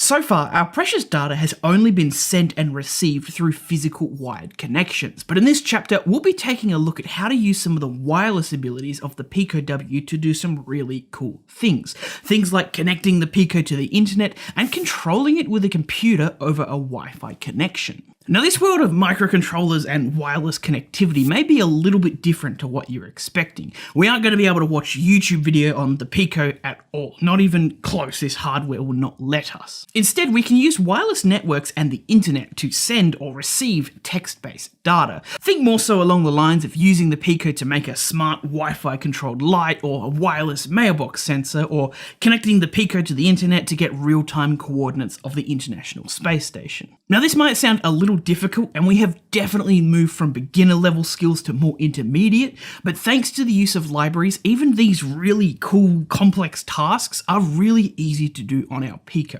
It's again really amazing how we can do so much with so little and simple code. This chapter is kind of one big video that we've split up into smaller ones, in that every video kind of builds on the last one as stepping stones to get to an end goal. We'll start by connecting the Pico to a local wireless network, and then we'll use the internet to connect to some sites and pull some useful data from specific websites. Then we'll learn how to host a page on the Pico itself, which we can then interact with through a phone or a computer to control the Pico. And then we'll learn how to set up a Wi-Fi access point on the Pico itself, which we can use to host that page. And all you need to follow along with this chapter is a Pico W or WH and a Wi-Fi network to connect to, which can be your home network or even a mobile hotspot from your phone. Let's get into it. In this video, we're going to start simple and just connect our Pico to a local wireless network, and then query or connect to some websites through the internet. This isn't going to let us browse the internet like we do through a normal computer. The Pico is nowhere near powerful enough for this, and just 3 frames of this video is nearly enough to completely fill the Pico's RAM and crash it. So we can't browse the web, but we're going to be able to send or receive text-based data from specific websites. Alright, let's get into it. We aren't going to need any additional hardware, obviously just a Pico W and a cable to connect it to the computer, and we're going to go ahead and code this up from scratch and kind of just explain what everything does along the way. And as always, we'll have the full completed code on our course page, link below for our YouTube audience. First of all, let's import the libraries that we need. We're going to need network, and we're going to need micro requests, which are both part of the standard MicroPython library. And we're also going to import time. So starting off, I've gone ahead and created some variables with our Wi-Fi details in them. And this is just the details to your Wi-Fi network. It might be your home router, or you might be using a wireless hotspot. Both work as long as you have an internet access through them. Next, we're going to create a function which is going to connect us to the internet. Now, wireless code is going to get very messy very quickly, so it is always a good idea to use functions wherever you can. So we start with these 3 lines, which are doing the heavy lifting of connecting the Pico to our wireless local network. So we start by setting up an instance of it, similar to how we might set up a pin as a PWM or an ADC input. Then we turn on our hardware with active.true, and if you wanted to turn it off for maybe power saving reasons, you could use active.false. And then we tell the Pico to connect to our Wi-Fi using our credentials that we put up here. Now, another very important thing when using wireless on the Pico is using print statements to debug or to see what's going on, because there's a few steps that it can fail at, and by putting print statements in our code, we can see where it fails. So here we're saying while it's still trying to connect, it's going to print connecting, please wait, and then go to sleep. And then once it has connected, it'll break this while loop and print connected. And this is easy to develop through a shell, but it might be a smart idea to pop an OLED screen on so you can see what your wireless project is doing. And this line here is going to be especially important in the upcoming videos because it's the IP address of our Pico on the wireless network. Ifconfig is a list that holds all of our connection data, and the 0th element of that is the IP of the Pico. Now let's test that function by just calling it like so.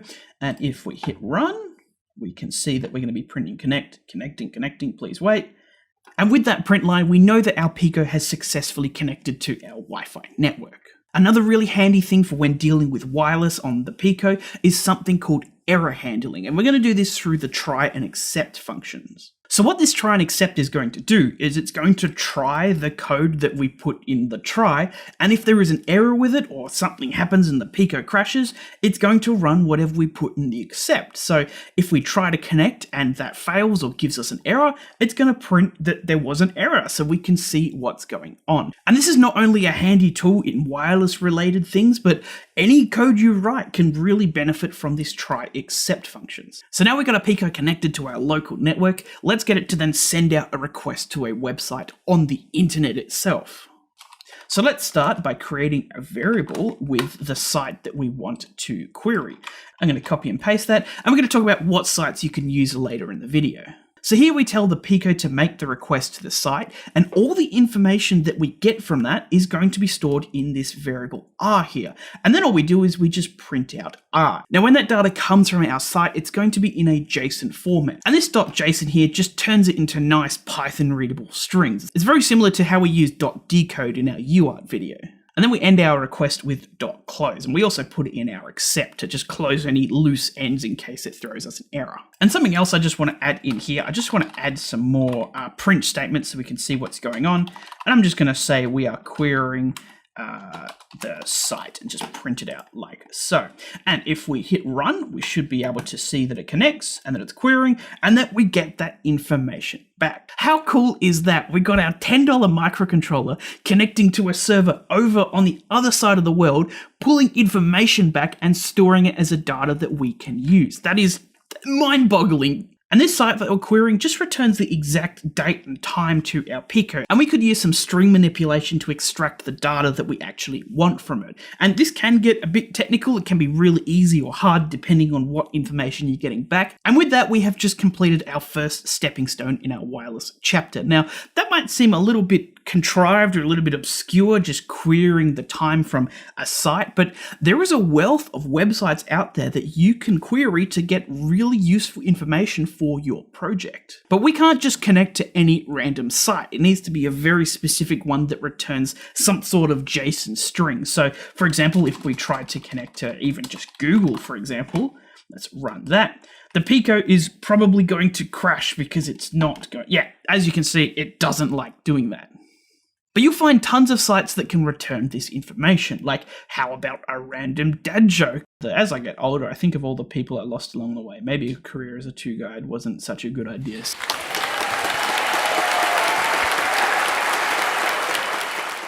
Or a random cat fact. Maybe you can get a random Zen quote and connect a display to the Pico to have random quotes just floating around your house. Outside of random jokes and facts, there are also sites that have useful technical information, like how about the position of the ISS in real time, or global exchange rates to a specific currency, or how about all the earthquakes detected by the USGS in the last hour. We will have a link to all of these and some more on the course page, but if you find any or know of any cool or helpful sites to get information with a Pico, let us know so that other people can find them. So, 3 key takeaways. 1. We can use the network library to connect the Pico to a local wireless network. 2. When programming to use the wireless capabilities on the Pico, it's always a smart idea to use error handling with try except and use print statements to help debug your issues. And maybe also using functions is a smart move. And 3. As long as your wireless network has internet access, the Pico can query websites to receive useful information.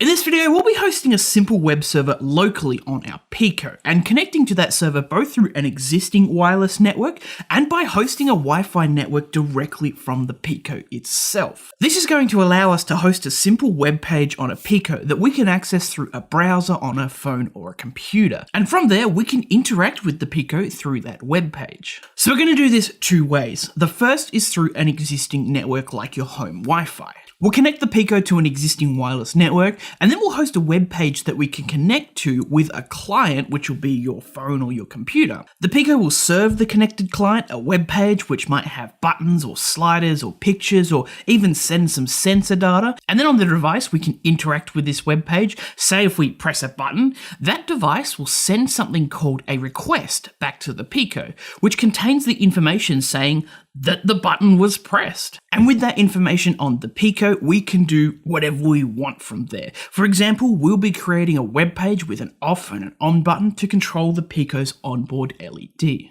Now, an important thing here is that the way that we're setting this up, even if your wireless network has access to the internet, the Pico will only serve its web page locally, meaning that you can only access the Pico from a device connected on the same network. And then once we've got that set up, we'll go ahead and modify it to kind of take out the middleman and host the wireless network from the Pico itself, which is extremely easy. And of course, you can find the final code for all of this in the course page linked below. So starting off, we're going to need to import network, and we're also going to need to import socket. And we'll import time because we'll be using some sleeps as well. Now I'm going to start by copying over all the things from last demo. I'm just going to briefly go over how they work. So if you want to understand that fully, go and watch our previous video where we connect our Pico to the internet and query some web servers. So starting off, we declared some variables that held the credentials for our Wi-Fi network we'll be connecting to, and then we will copy over the function that actually connects our Pico to our wireless network. And again, this is really straightforward. The first line sets up an instance of it. The second line turns on the wireless hardware on the Pico. The third one tells the Pico to connect to the wireless network with the credentials we gave it. And then here we basically have some visual representation showing us what the Pico is doing. We're just going to keep printing that it's connecting until it's successfully connected to our wireless network. And then where our code starts, we're just going to try and connect and leave it at that. Let's give this a quick test. It's always good to test it in stages to isolate any errors you might have. And as you can see, we've successfully connected to our local network. Now I'm going to go ahead here and create a function to open a socket on the Pico. Now we are getting into some really technical and dense networking terms here, but a socket is something that the Pico uses to allow other clients and devices to send and receive information with. So first we start by getting some address information for our socket that we'll use to set it up with. And then we'll create an instance of our socket and assign it to a variable similar to how we set up a pin. Then we take that address, bind it to the socket, and tell the socket to start listening. And this means it's going to start listening for any incoming connections. And this number here that we put 3 in just for this example is how many connections can be queued up while it's trying to connect to the socket. And then after all that, we're just going to return our socket, which is the variable s. Now let's go ahead and just call that socket in our main part of our code. I'm just going to call open socket, and that is going to open up the socket for us. So now we're going to start handling devices connecting to our Pico and sending and receiving information. And we're going to pop all of this inside of a try and accept structure just to deal with any errors that might arise. So our code's going to start by trying to accept a client, and the way that we're doing it here in MicroPython is known as a blocking call. And long story short, it's not going to progress past this client equals s.accept until a client connects to our Pico and starts this process.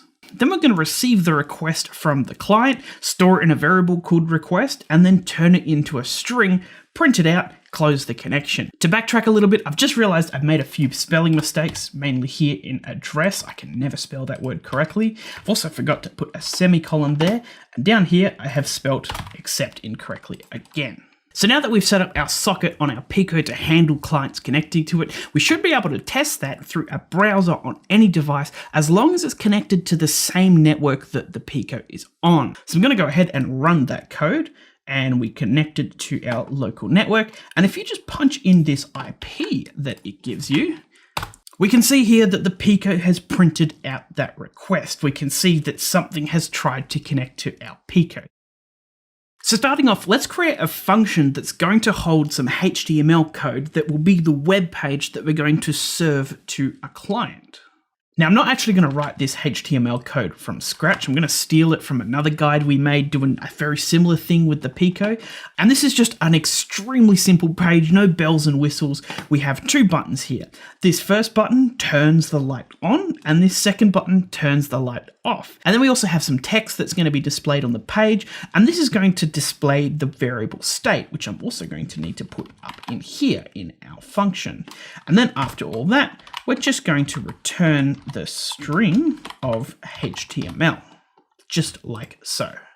Now, if we come down to our main part of the code, let's call that function to generate the web page, and we're going to feed in state, and then let's send that HTML code to our client, just like so. And then we're going to need to go up to the top here and declare the variable state, just initialize it so we have something to send to the page on the first run of it. We're also going to need to plug in one more line to this, and I'm just going to copy and paste it because this is probably the most technical part of this entire chapter. And long story short, this is going to send a response header to our client because some web browsers need this line to work. Without it, we get some errors, and we could spend an entire video dissecting how this works, but for now we're just going to leave it as a black box.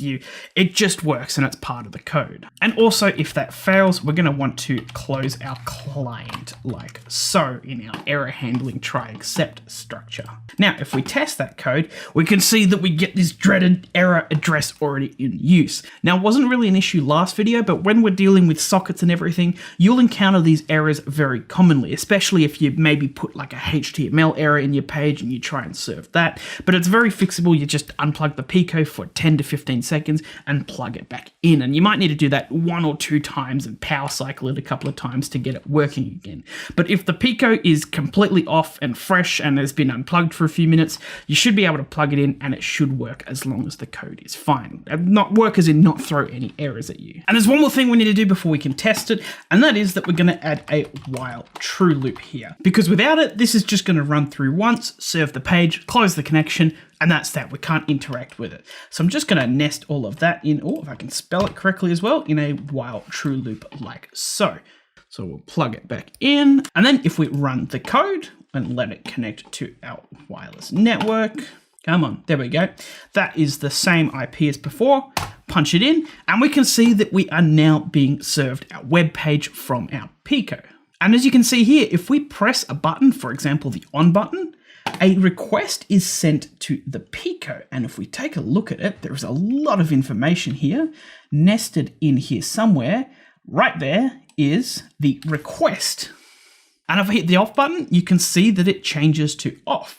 And these buttons sending these on and off phrases to our Pico, to the shell here, can actually be controlled through our HTML code, which we'll be changing in a later video to do some more complex things. But for now, we can send an off or on signal to our Pico through a web page, which is pretty darn cool. So let's do something even cooler with it and start controlling hardware with it. So first of all, let's clean up that request. All we really care about is this /off here. So let's kind of remove everything that isn't part of that. We're going to split up that request, and then we're going to try and grab the second element of it, which should be the /off or the /on, the actual request part of it that we want. Now, that's not always going to be there. For example, when we punch in the IP and we connect and we receive that web page. So we're going to need that try and accept, because it will throw an error if it's not there, and that will crash our Pico. And in the accept, if it's not there, we're going to use the pass keyword, which is going to do nothing whatsoever. Now we're going to print it. Now, if we run this code and let it connect to our network, now if we punch in that IP, and if we press the on button, you can see that we just get this /on command. If we press the off button, you can see that we also get the off command. And you can ignore this favicon.ico. It sometimes, depending on the browser you're using, will pop up. It's basically requesting this little tiny image here that it uses for the web page. You can write code to filter that out if you really need to, but we can just write code around it and ignore it. Now, this split function is a mighty helpful little tool to use, and I think the best way to demo it is just in the shell here. Let's say this is a string, like so. I'm just going to assign it to a string called s, and now if I call s.split, whatever I put in the brackets here, it will split this string into different elements into a list. So if I say I want to split it along this r here, I'm going to say split s along r, and as you can see, it split it before and after the r, but it does remove the r. What we're doing, however, we're calling just split with empty brackets. And what this is going to do is it's going to split it along the space. So if I press that, it's going to split it into different elements of this is a string. And in here, we're just going to grab the second element of it. Remember, it's indexed at 0, which is going to be the request. So now that we've done some string manipulation to get the request in this nice, short and compact format, we now have a system where we press a button here and it updates a variable on the Pico. And from here, it's very easy to check if that variable request equals this, then do something. So let's do that and control the onboard LED. And this should hopefully be very familiar by now. We import pin, set up our LED instance, and then all we're going to do is we're going to say if request equals on, or /on with the question mark, make sure that that string exactly matches the request that is being received. We're going to turn the LED on, and we're going to set the state to on, which is what we're sending to the web page. Else, if the request is /off question mark, we're going to do exactly the opposite. And if we run that and let it connect to our Wi-Fi network, where are we? There we go. That is the same IP. If we press the on button, the LED turns on. And if we press the off button, the LED turns off. And we can keep doing that. And it's pretty darn responsive. If I bring the mouse in, you should be able to see that there's about a 300 millisecond delay between pressing the button on a computer, that request being sent over the wireless network to the Pico, and then turning on the hardware. Now, a common question asked right about now is, okay, I can connect to this web page through my local network. How can I connect to it outside of the network through the internet? And while this is possible through port forwarding, it opens up a can of worms relating to network security, and all of that is outside the scope of this course. If you want to use the Pico to send or receive data through the internet, the easiest way that provides you with a level of protection is through services like the Things Network or Adafruit IO, which uses MQTT. If you are interested, we have an MQTT guide linked below. It doesn't allow you to serve a web page like we're doing so here with the Pico, but you can get the same project end goals using it, and of course, through the internet. Now, setting up a wireless access point from the Pico itself is incredibly easy, and you could actually modify the connect function, just change a few little things there and it will work. But we're going to go ahead and create a new function for that, and I'm going to copy and paste a lot of the existing code from the connect function. So the first line is pretty much the same. It goes ahead and creates our instance, but this time it's for an access point instead. Then we tell the Pico to configure our wireless network, and the reason why we have to do SSID equals SSID and password equals password is because there's a lot of parameters that we can pass into this, and by specifying these parameters here, we don't have to give the full chain in the correct order. Then we activate our wireless hardware, and we have the same while is it connecting loop just for a little bit of debugging to see what's going on. And then all we need to do is go down, and instead of calling connect, we call AP setup instead. And if we run our code, you can see that it very quickly sets up that access point. That's one of the things I like about using an access point instead, because it instantly turns on. Let's paste our IP address in, but first of all, we need to connect to that wireless network, my Wi-Fi, and punch in the password that we specify. If I can spell password 1, sweet, and connect to that network. And as you can see, we're connected, but we obviously have no internet because this thing doesn't magically connect to the internet by hosting an access point. And if we enter that IP address, we get the same web page. If I grab the Pico, and it behaves exactly as it did before. But now, obviously, we're not using an existing wireless network. We're coming directly from the Pico. And there's pros and cons of connecting to an existing network versus hosting your own access point. If you connect the Pico to an existing network, you can go from browsing the internet to connecting to the Pico's IP without switching Wi-Fi. If you host it on the Pico, you obviously need to swap over to that non-internet connection Wi-Fi to use it. But that does come with advantages in that you don't need an existing wireless network. You just connect directly to the Pico. And we've actually created some projects where we've controlled the Pico with a phone just by connecting to the access point that it hosts. Another thing is when you host it on the Pico, this IP address here ending in 0.4.1, it's going to be the same every time. It's the default address of the Pico. Well, that was quite a lot of new code and information. So for now, I think we'll leave it there. But currently we have the important framework of being able to connect to or create a network and then serve a web page from the Pico to a client. And next video, we will finish this off by providing some more advanced functionalities to that web page, maybe adding some sliders and control some PWM values with it. All right, 3 key takeaways. 1, we can utilize sockets to send and receive information between the Pico and clients. 2, we can make the Pico serve a web page, and then we can use the requests that the client returns to control the Pico. And 3, we can choose to run this connected to an existing network, or we can host an access point from the Pico itself.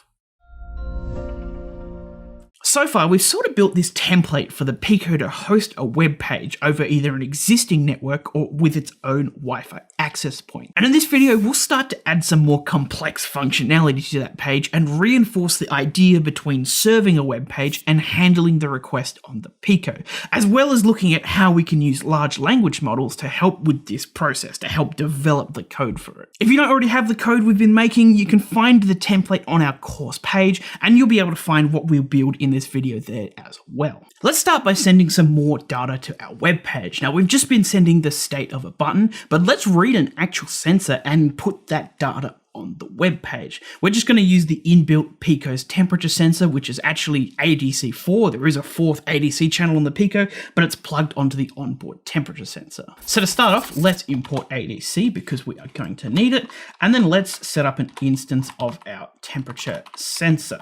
And that is going to just be ADC4. And then I'm going to paste in this function, which just takes in the reading from the ADC and turns it into an actual temperature in Celsius. We've done things like this before. You can find this code on our course page. I've just taken this from another project. Now that we've got the hardware set up and a way to read the temperature, there's really only 2 sections that we need to worry about. The first is changing the web page, and whether we're changing it to display the data that we're reading, or we're adding another button or an element to take in an input, we need to change the web page to be served so that we can interact with it. And the second is changing in the while true loop. If we're adding an element that adds a new request, we have to change what the Pico does with that request. And if we're sending data to the web page, we have to update that data and feed it through into the web page, which is what we're going to do here. So we're just going to say temperature is equal to read temperature, like so, and then I'm going to feed it into our web page function like so.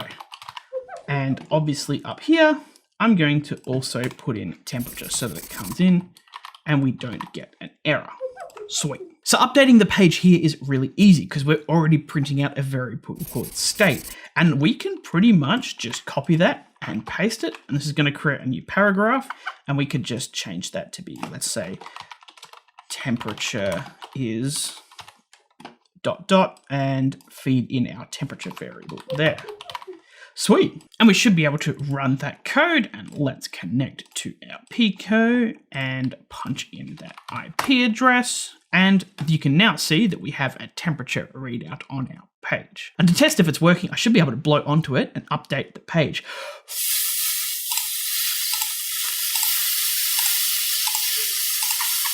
And the temperature goes down. Now this is only going to update when we interact with or refresh the page, because the page is only generated each time a client requests it. Now let's go the other way and add an input element onto our web page. We're going to be adding a slider that's going to set a PWM on one of the pins of our Pico, something really practical. I think it's going to be easiest to work in reverse, so let's start by adding the element. I'm just going to paste it in because it's way too long to type out. And you'll find this on the course page. So we've got our input type, which which is a range or a slider, and this is going to range from 0 all the way to 100, and it's going to default to a value of 50 every time. You'll see what that means in a sec.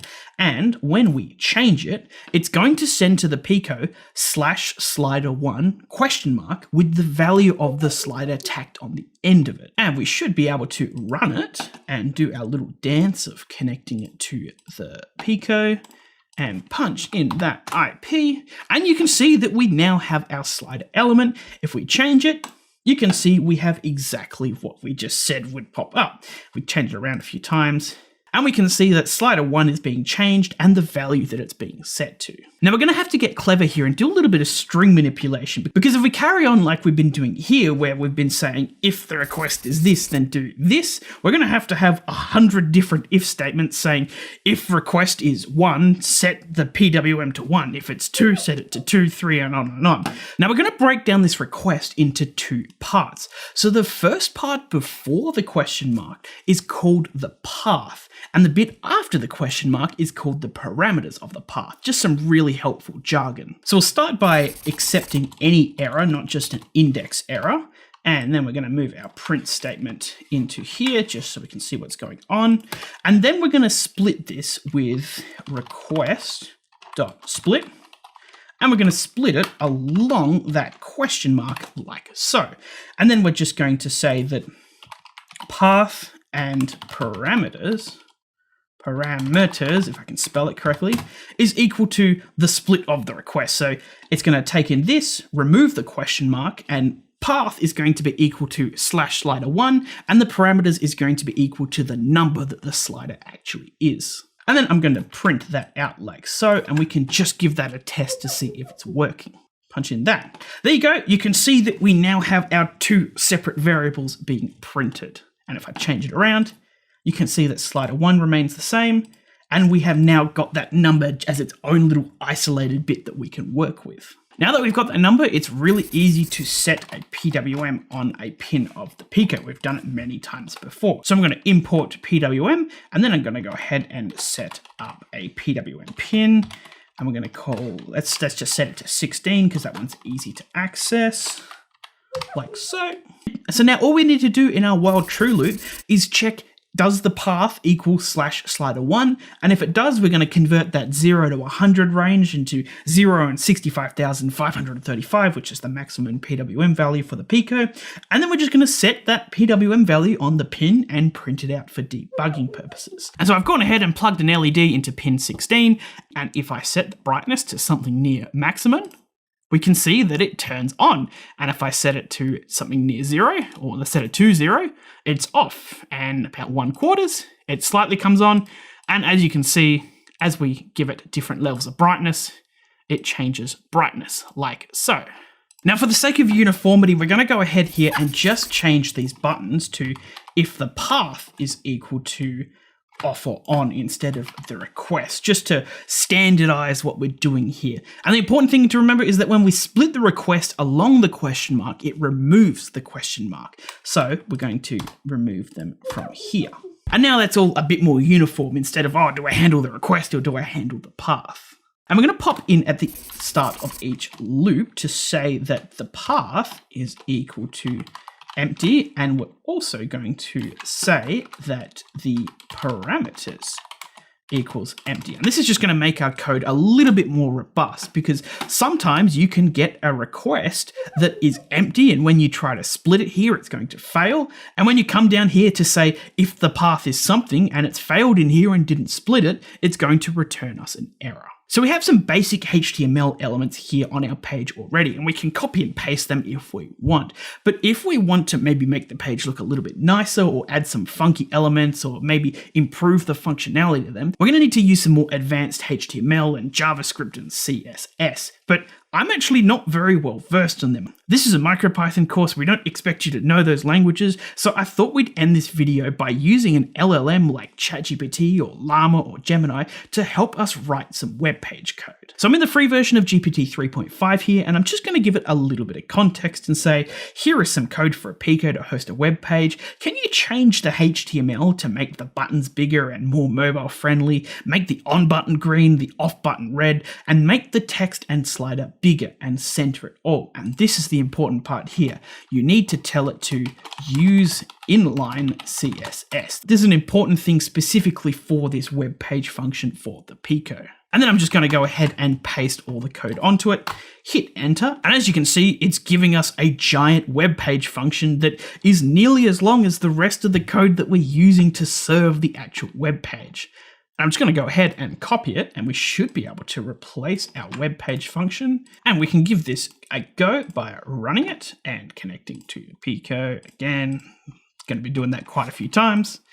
And let's punch in our IP. And as you can see, it is a lot nicer now. It's a bit easier to use.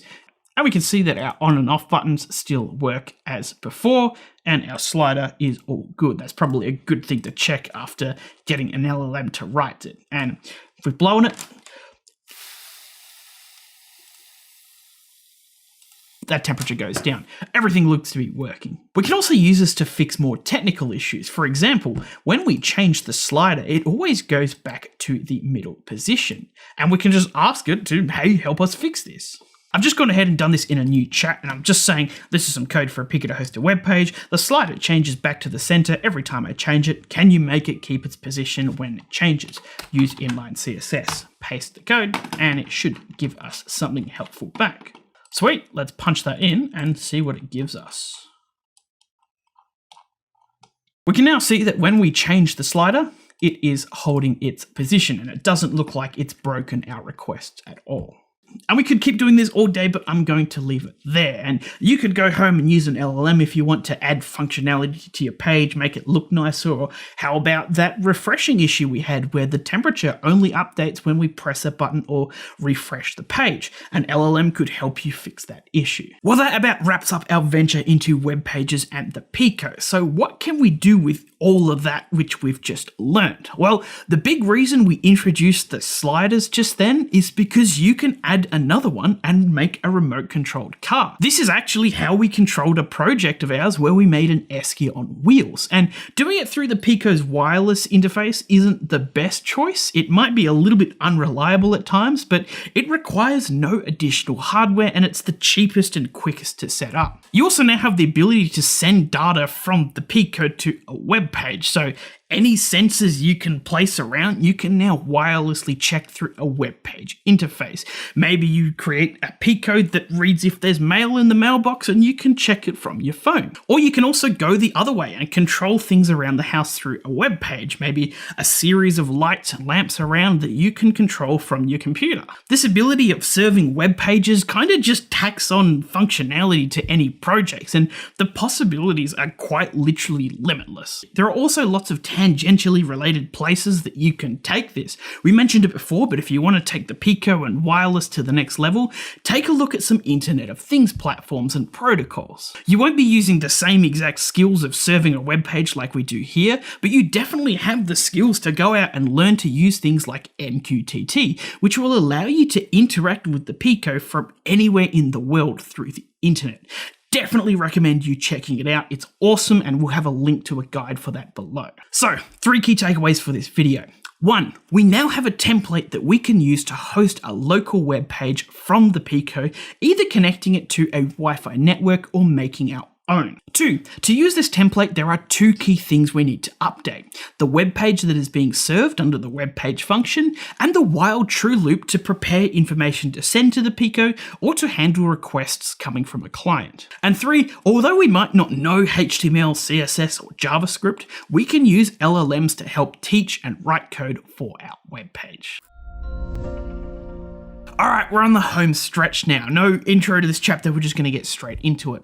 In this video, we're just going to look at a collection of helpful bits and bobs. There's lots of helpful things that we've tried to weave in along the way throughout this course, but there's still a big list of things remaining, so let's take a look at them. And these things you might not use in every project, but they are really helpful tools to have in your toolbox as a maker. So let's start with some helpful MicroPython features. We're just going to look at some simple demo codes, which you can find on our course course page linked below. Let's start with tick-ms. Now we did look at it in the while loops video, but it's definitely worth another look at because we didn't really explain it too well. Tick-ms just measures the time since the Pico has turned on. And it's great because it gives you a reference point that you can use to measure the time between two events happening. Here's our sample code, super easy. We need to import the time library. We're going to start by assigning the current time to a variable called start. Then we're just going to put the Pico to sleep for a random time between 0 and 1 seconds. Random.random just gets a number between 0 and 1. And then after that, we're going to say the current time minus the time we measured up here is the elapsed time. And with this, we're going to be able to measure the time between this line here and this line here. And if we run it, we can see that that sleep was 535 milliseconds long. And all we're doing here is measuring the time between event A and event B, which is a really helpful thing in your project. Let's talk about interrupts. And the best way is with an analogy. Let's say that you wanted to detect a button being pressed. This is kind of like you sitting at home and waiting for a package to be delivered. So far, the way that we've been checking for button presses is using time.sleep and .value to essentially go and check the door every minute to see if the package has arrived. But this is terribly inefficient. In the real world, we would just instead wait for the delivery person to come, knock on the door, and then when we hear that, we would go and check for the package, right? This knock on the door is an interrupt. So starting off, I've got some random code in my while true loop here, and this is just obviously going to print hello every 2 seconds. No checking of a button in here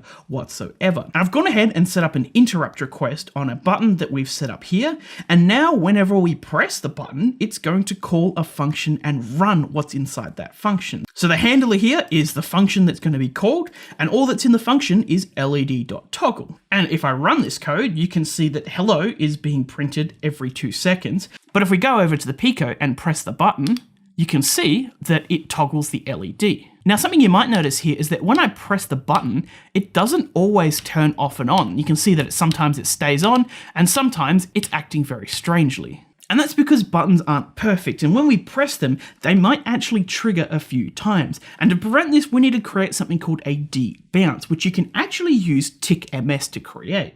And we'll have some sample code for that in the course page if you want. Timers are another form of interrupt, but instead of being triggered by a GPIO pin, they are instead triggered by time. So here I've got a very similar script. Every 2 seconds in my while true, I'm going to print hello, but then I've gone ahead and created this timer here. It's periodic, and every 1000 milliseconds or 1 second, it's going to call the function toggle LED. And in that toggle LED function, we can put whatever we want, but I'm just going to call led.toggle. And if we go ahead and run that, we can see that hello is going to be printed every 2 seconds, and our LED is going to flash on and off every second. There's also another type of timer we can use. The last one was periodic, meaning that it keeps looping over and over. But this one is a one-shot, which means it only activates once from when we call it. So I had to go ahead and create another instance of a timer, and then I've initialized it, but I've initialized it as a one-shot that will activate in 5,000 seconds and call the function 5 seconds, which is just going to print out 5 seconds has passed. And if we run that,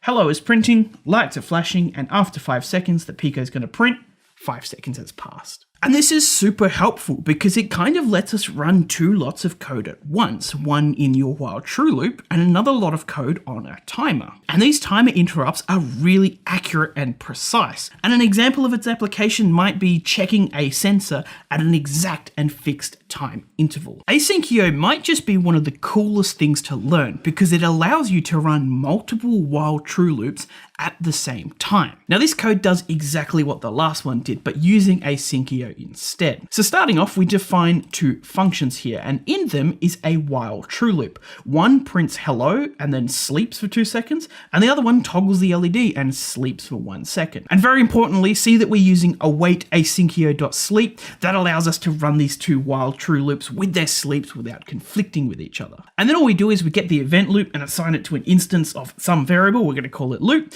And then we create the asyncio tasks and tell it what functions we want it to run at the same time. And then we just start running it. And if I run this code, you can see that it's printing hello and the LED is flashing at the same time. Super powerful stuff. And just remember, you can have more than 2 while true loops. You could have a dozen if you really wanted to. Now this one's a bit special. We're going to sort of look up to the summit of the mountain, and there we will see PIO, Programmable I/O. Everything else we've mentioned at this video is around the intermediate level, but PIO is definitely at the more advanced skill level. Now, PIO actually has its own dedicated processing cores in the RP2040 chip. This is separate to the ones that we've been using so far. And this is one of the cool things about it. We have our own dedicated hardware specifically for I/O interactions. PIO is unique to the RP2040, and its main use is in making custom communication protocols. The Pico doesn't have CAN bus, which is another common communication protocol, but it instead gives you the building blocks to make your own CAN bus. Let's say you wanted to have 4 UART channels connected, the Pico only has 2 peripherals for it, you could make another 2 with PIO. If you had an ancient piece of hardware with a weird protocol from the 80s, you can use PIO to interface a Pico with it. For us modern day makers though, the most common application is in driving WS2812 LEDs, or NeoPixels. Now this isn't code to drive NeoPixels, this is just really simple. Let's take a look at kind of how it works. All we're going to do is we're going to flash the onboard LED at 10 Hz. This here is our main chunk of PIO code, and there's a few different sets of instructions that we can give it, and wrap target and wrap here denote that this is a loop, so anything we put in it is going to be looped over and over, and this set here sets the state of the pin to a 1 or a 0. So we start by turning the pin on, and then we've got this 31 here in the brackets, and this is actually a delay, but not in seconds, in cycles. It gets a bit technical with how the hardware works, but long story short, we can only feed it 32 instructions at a time, and all we're telling it to do is set the pin, which is 1 instruction, and then 31 instructions of do absolutely nothing. And then in the next line, we give it another 32 set of instructions, and this just means no operation, so do nothing for 1, delay for another 31, and we keep doing this until we turn the pin off, delay for 31, and on and on and on. And if you add all of these up, this is 256 cycles in this loop. And when we initialize it here, we're going to say we're going to run it at a frequency of 2,560 cycles a second. Divide that by 256, you get 10 Hertz. And then we're going to turn on this state machine for 5 seconds and then turn it off. And that is quite a lot of work just to get a Pico to flash an LED at 10 Hertz. But something to keep in mind is that a COM protocol is doing the same thing just with specific timings instead of a continuous 10 Hertz signal. Now that's not typically how you use PIO, and as you see, it's a little bit on the more difficult side and it might be a bit more niche, but it is definitely worth coming back to in the future because it opens up a cool new world of possibilities. Now there are definitely things out there that we haven't covered. Maybe they were too niche, or maybe they didn't even exist at the time that this course was made. MicroPython isn't static. It's a living and breathing language that is constantly getting new additions and updates. So on our course page for this video, you'll find some more things that we think are worthwhile knowing, just those extra few tools in your toolbox. Another thing worth knowing about is the micropython.org documentation site. This place holds all the documentation of how to use pretty much everything we covered in this course, as well as examples. And what we covered in this course might only be scratching the surface of all the setup options and commands that you can use with MicroPython functions. For example, if we go to the documentation page for asyncio, we can see that if we call loop.stop, we can stop the asyncio loop in its tracks. And on this site, you'll also find the RP2 reference sheet, which beautifully contains a quick reference list of all the code pieces that you need for the Pico in one place. One more thing to expand your horizons before we finish. There are other Pico boards and other languages that you can use. MicroPython isn't the only language that the Pico can be programmed with. You can also use C++,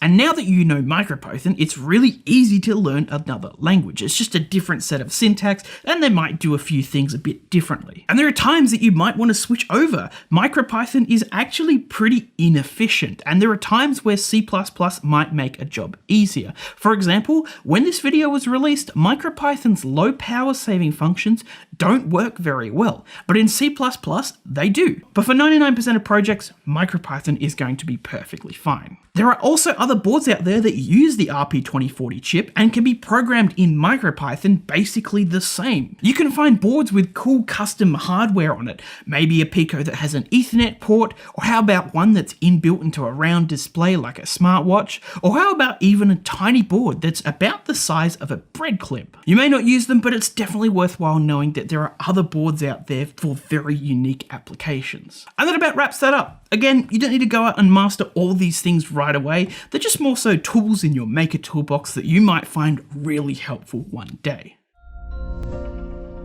Well, here we are at the end. If you've gotten through this course to this video, congratulations, you have made it. The internet is chock full of free online courses and educational resources like this one, and fairly few people actually go out there and learn it, so congratulations on that. So where to from here now that we've done with the course? Well, I'd like to reiterate this again.